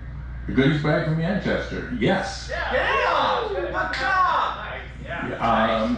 It's been, I had it as an award for someone, and it was unclaimed. No, don't tell me you were at Manchester and this is your third bag. Please don't tell me that. Okay, sorry. But it's a full ordinary experience. Manchester goodie bag. It's been sitting collecting dust, which I did wipe off. But it's yours. Just I'll need to know where to ship it to. And if you want to give it to someone else, give me their address. Okay, we have 2 more gifts. Yeah. I will need you to throw something down on a piece of paper. All right, who's still left? Go ahead. Okay. These last 2 are challenge coins from our sponsor, Quantum Vegas. So go ahead. Go ahead. Okay. Don't blink. Don't blink. You don't have to blink because we already know that it's a challenge coin. So this is a trivia question about Quantum Vegas.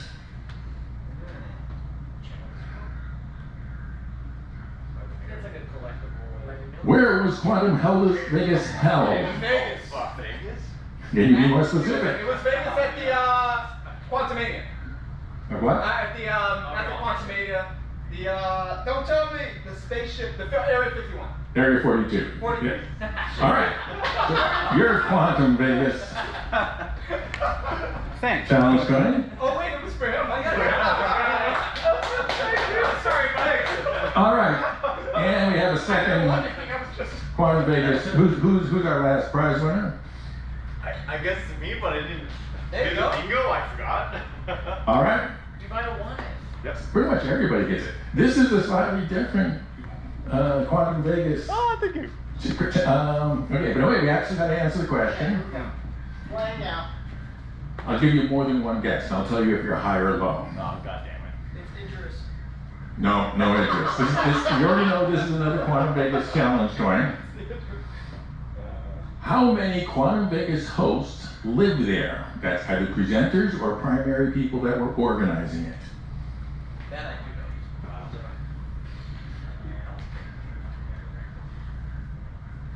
know. 3. Lower.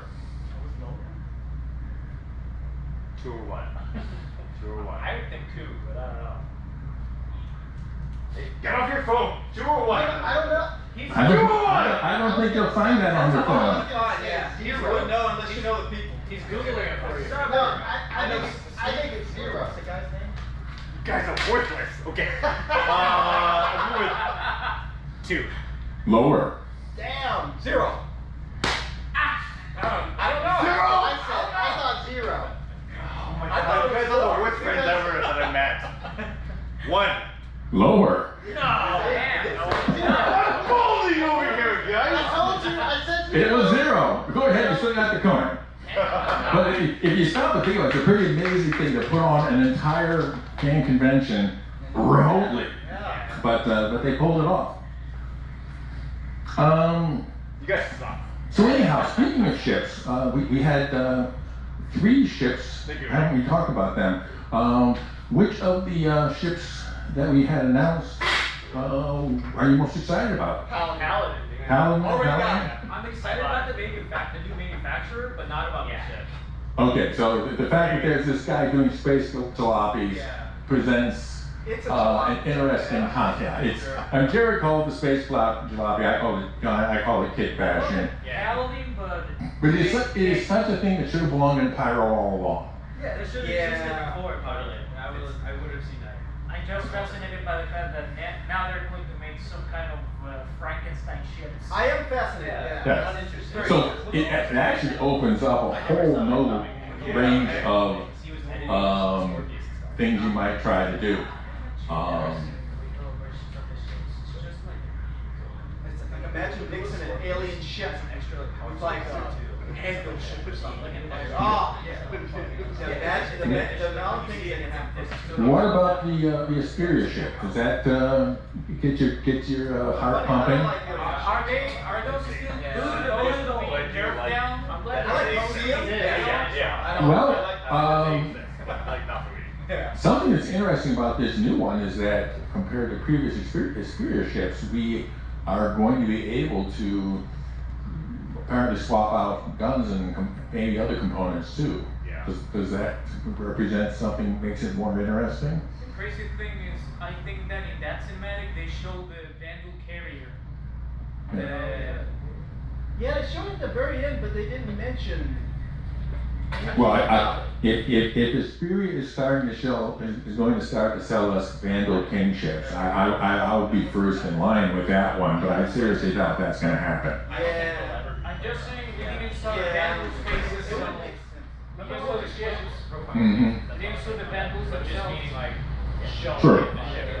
I think we're not going to see the Vandal themselves until Squadron. Yep. They're going to keep that under wraps, and I don't blame them. You want to have some things that are the reveal with Squadron.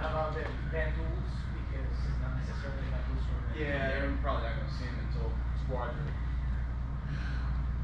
But the Paladin is the thing that gets got you. Do you think it will? I mean, my impression has been is that I would only be using it as a 2-person ship. Do you think you'll be using it as a 2-person ship or as a 3 or 4-person ship? 2 or more. Two person mostly, but if I can get a couple friends, I think it'd be really fun. I wouldn't fly alone, bro. It'd just be fun because I don't have enough friends to do any kind of real multi-crew gameplay, but it's small enough that I think like 4 of us could really have a lot of fun.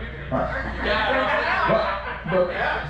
up to you. Hit us up. But here's the thing that in my mind, if there's nobody in the two side turrets, they become pilot controllable. Yeah, but they have So less degrees of. Yeah, they can't go. Yeah, they have less degrees of freedom, but if you compare that to having two paladins, yeah. Oh, that's true. Yeah, because with the same 4 players as you could take the fully manned 1 paladin, you could have 2 half-crew paladins.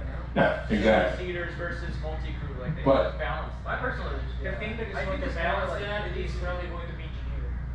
Probably so. Yeah. Because again, yes, you have a fighter, but when you get needed a fighter, you have a concentration. It's like your organs. It's like you're saying, like one ballistic shot can take like 3 components out as opposed Yeah. to like a larger. And for just a cruise ship, you can get up and run through the interior. On a fighter ship, you need to exit an EVA. Pretty much it, yeah. I agree.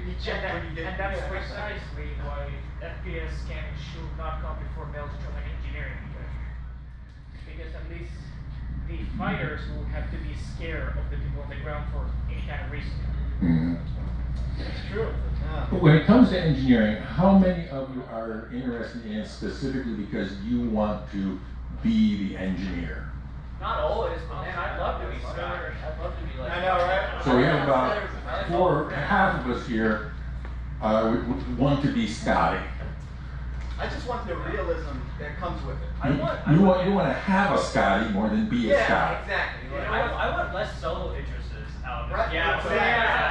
Well, now that we've got action, now we correct that. Now that we're actually will be getting carrier operations, I suspect we will see fewer solo interests because now there's a now the thing that is a big question with that is going to be do we then have the ability to log out on that carrier interest? That's going to be another big thing that will be the big question mark. Anyhow, I think we're coming up on our time here. I think I'm going to presume a little bit of slack time since we got in late. But I'm going to just end the formal part of our discussion here. It's been great having you. I hope you found this an enjoyable experience versus sitting at home with your dog or whatever. And I'm pleased to have hosted this event. And thanks for having you all here. Just wanted to say thanks. I was supposed to go to the San Jose one. I came to this one, not only because it's closer, but I heard you would be the host. Well, that's it. I am touched. I am touched. And appreciate it. Before I forgot, I leave you a comment on a video. Your Discord link doesn't work. Okay, I'll get that worked on. But apart from that, you can obviously search Discord and find it. It's an interesting Discord in that it has spurts of intense activity, intense discussions. It goes like quite right, but all of a sudden there's a couple guys really digging into some feature of a video I did, which is fun.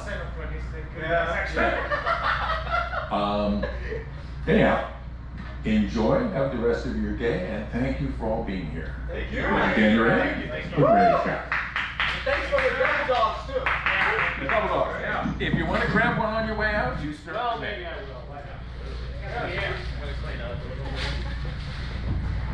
Don't forget to change the IDs. What'd you get? Great, if you don't mind. You find my phone. Whoa. We're interested in a game. What's the name of it? It is a game.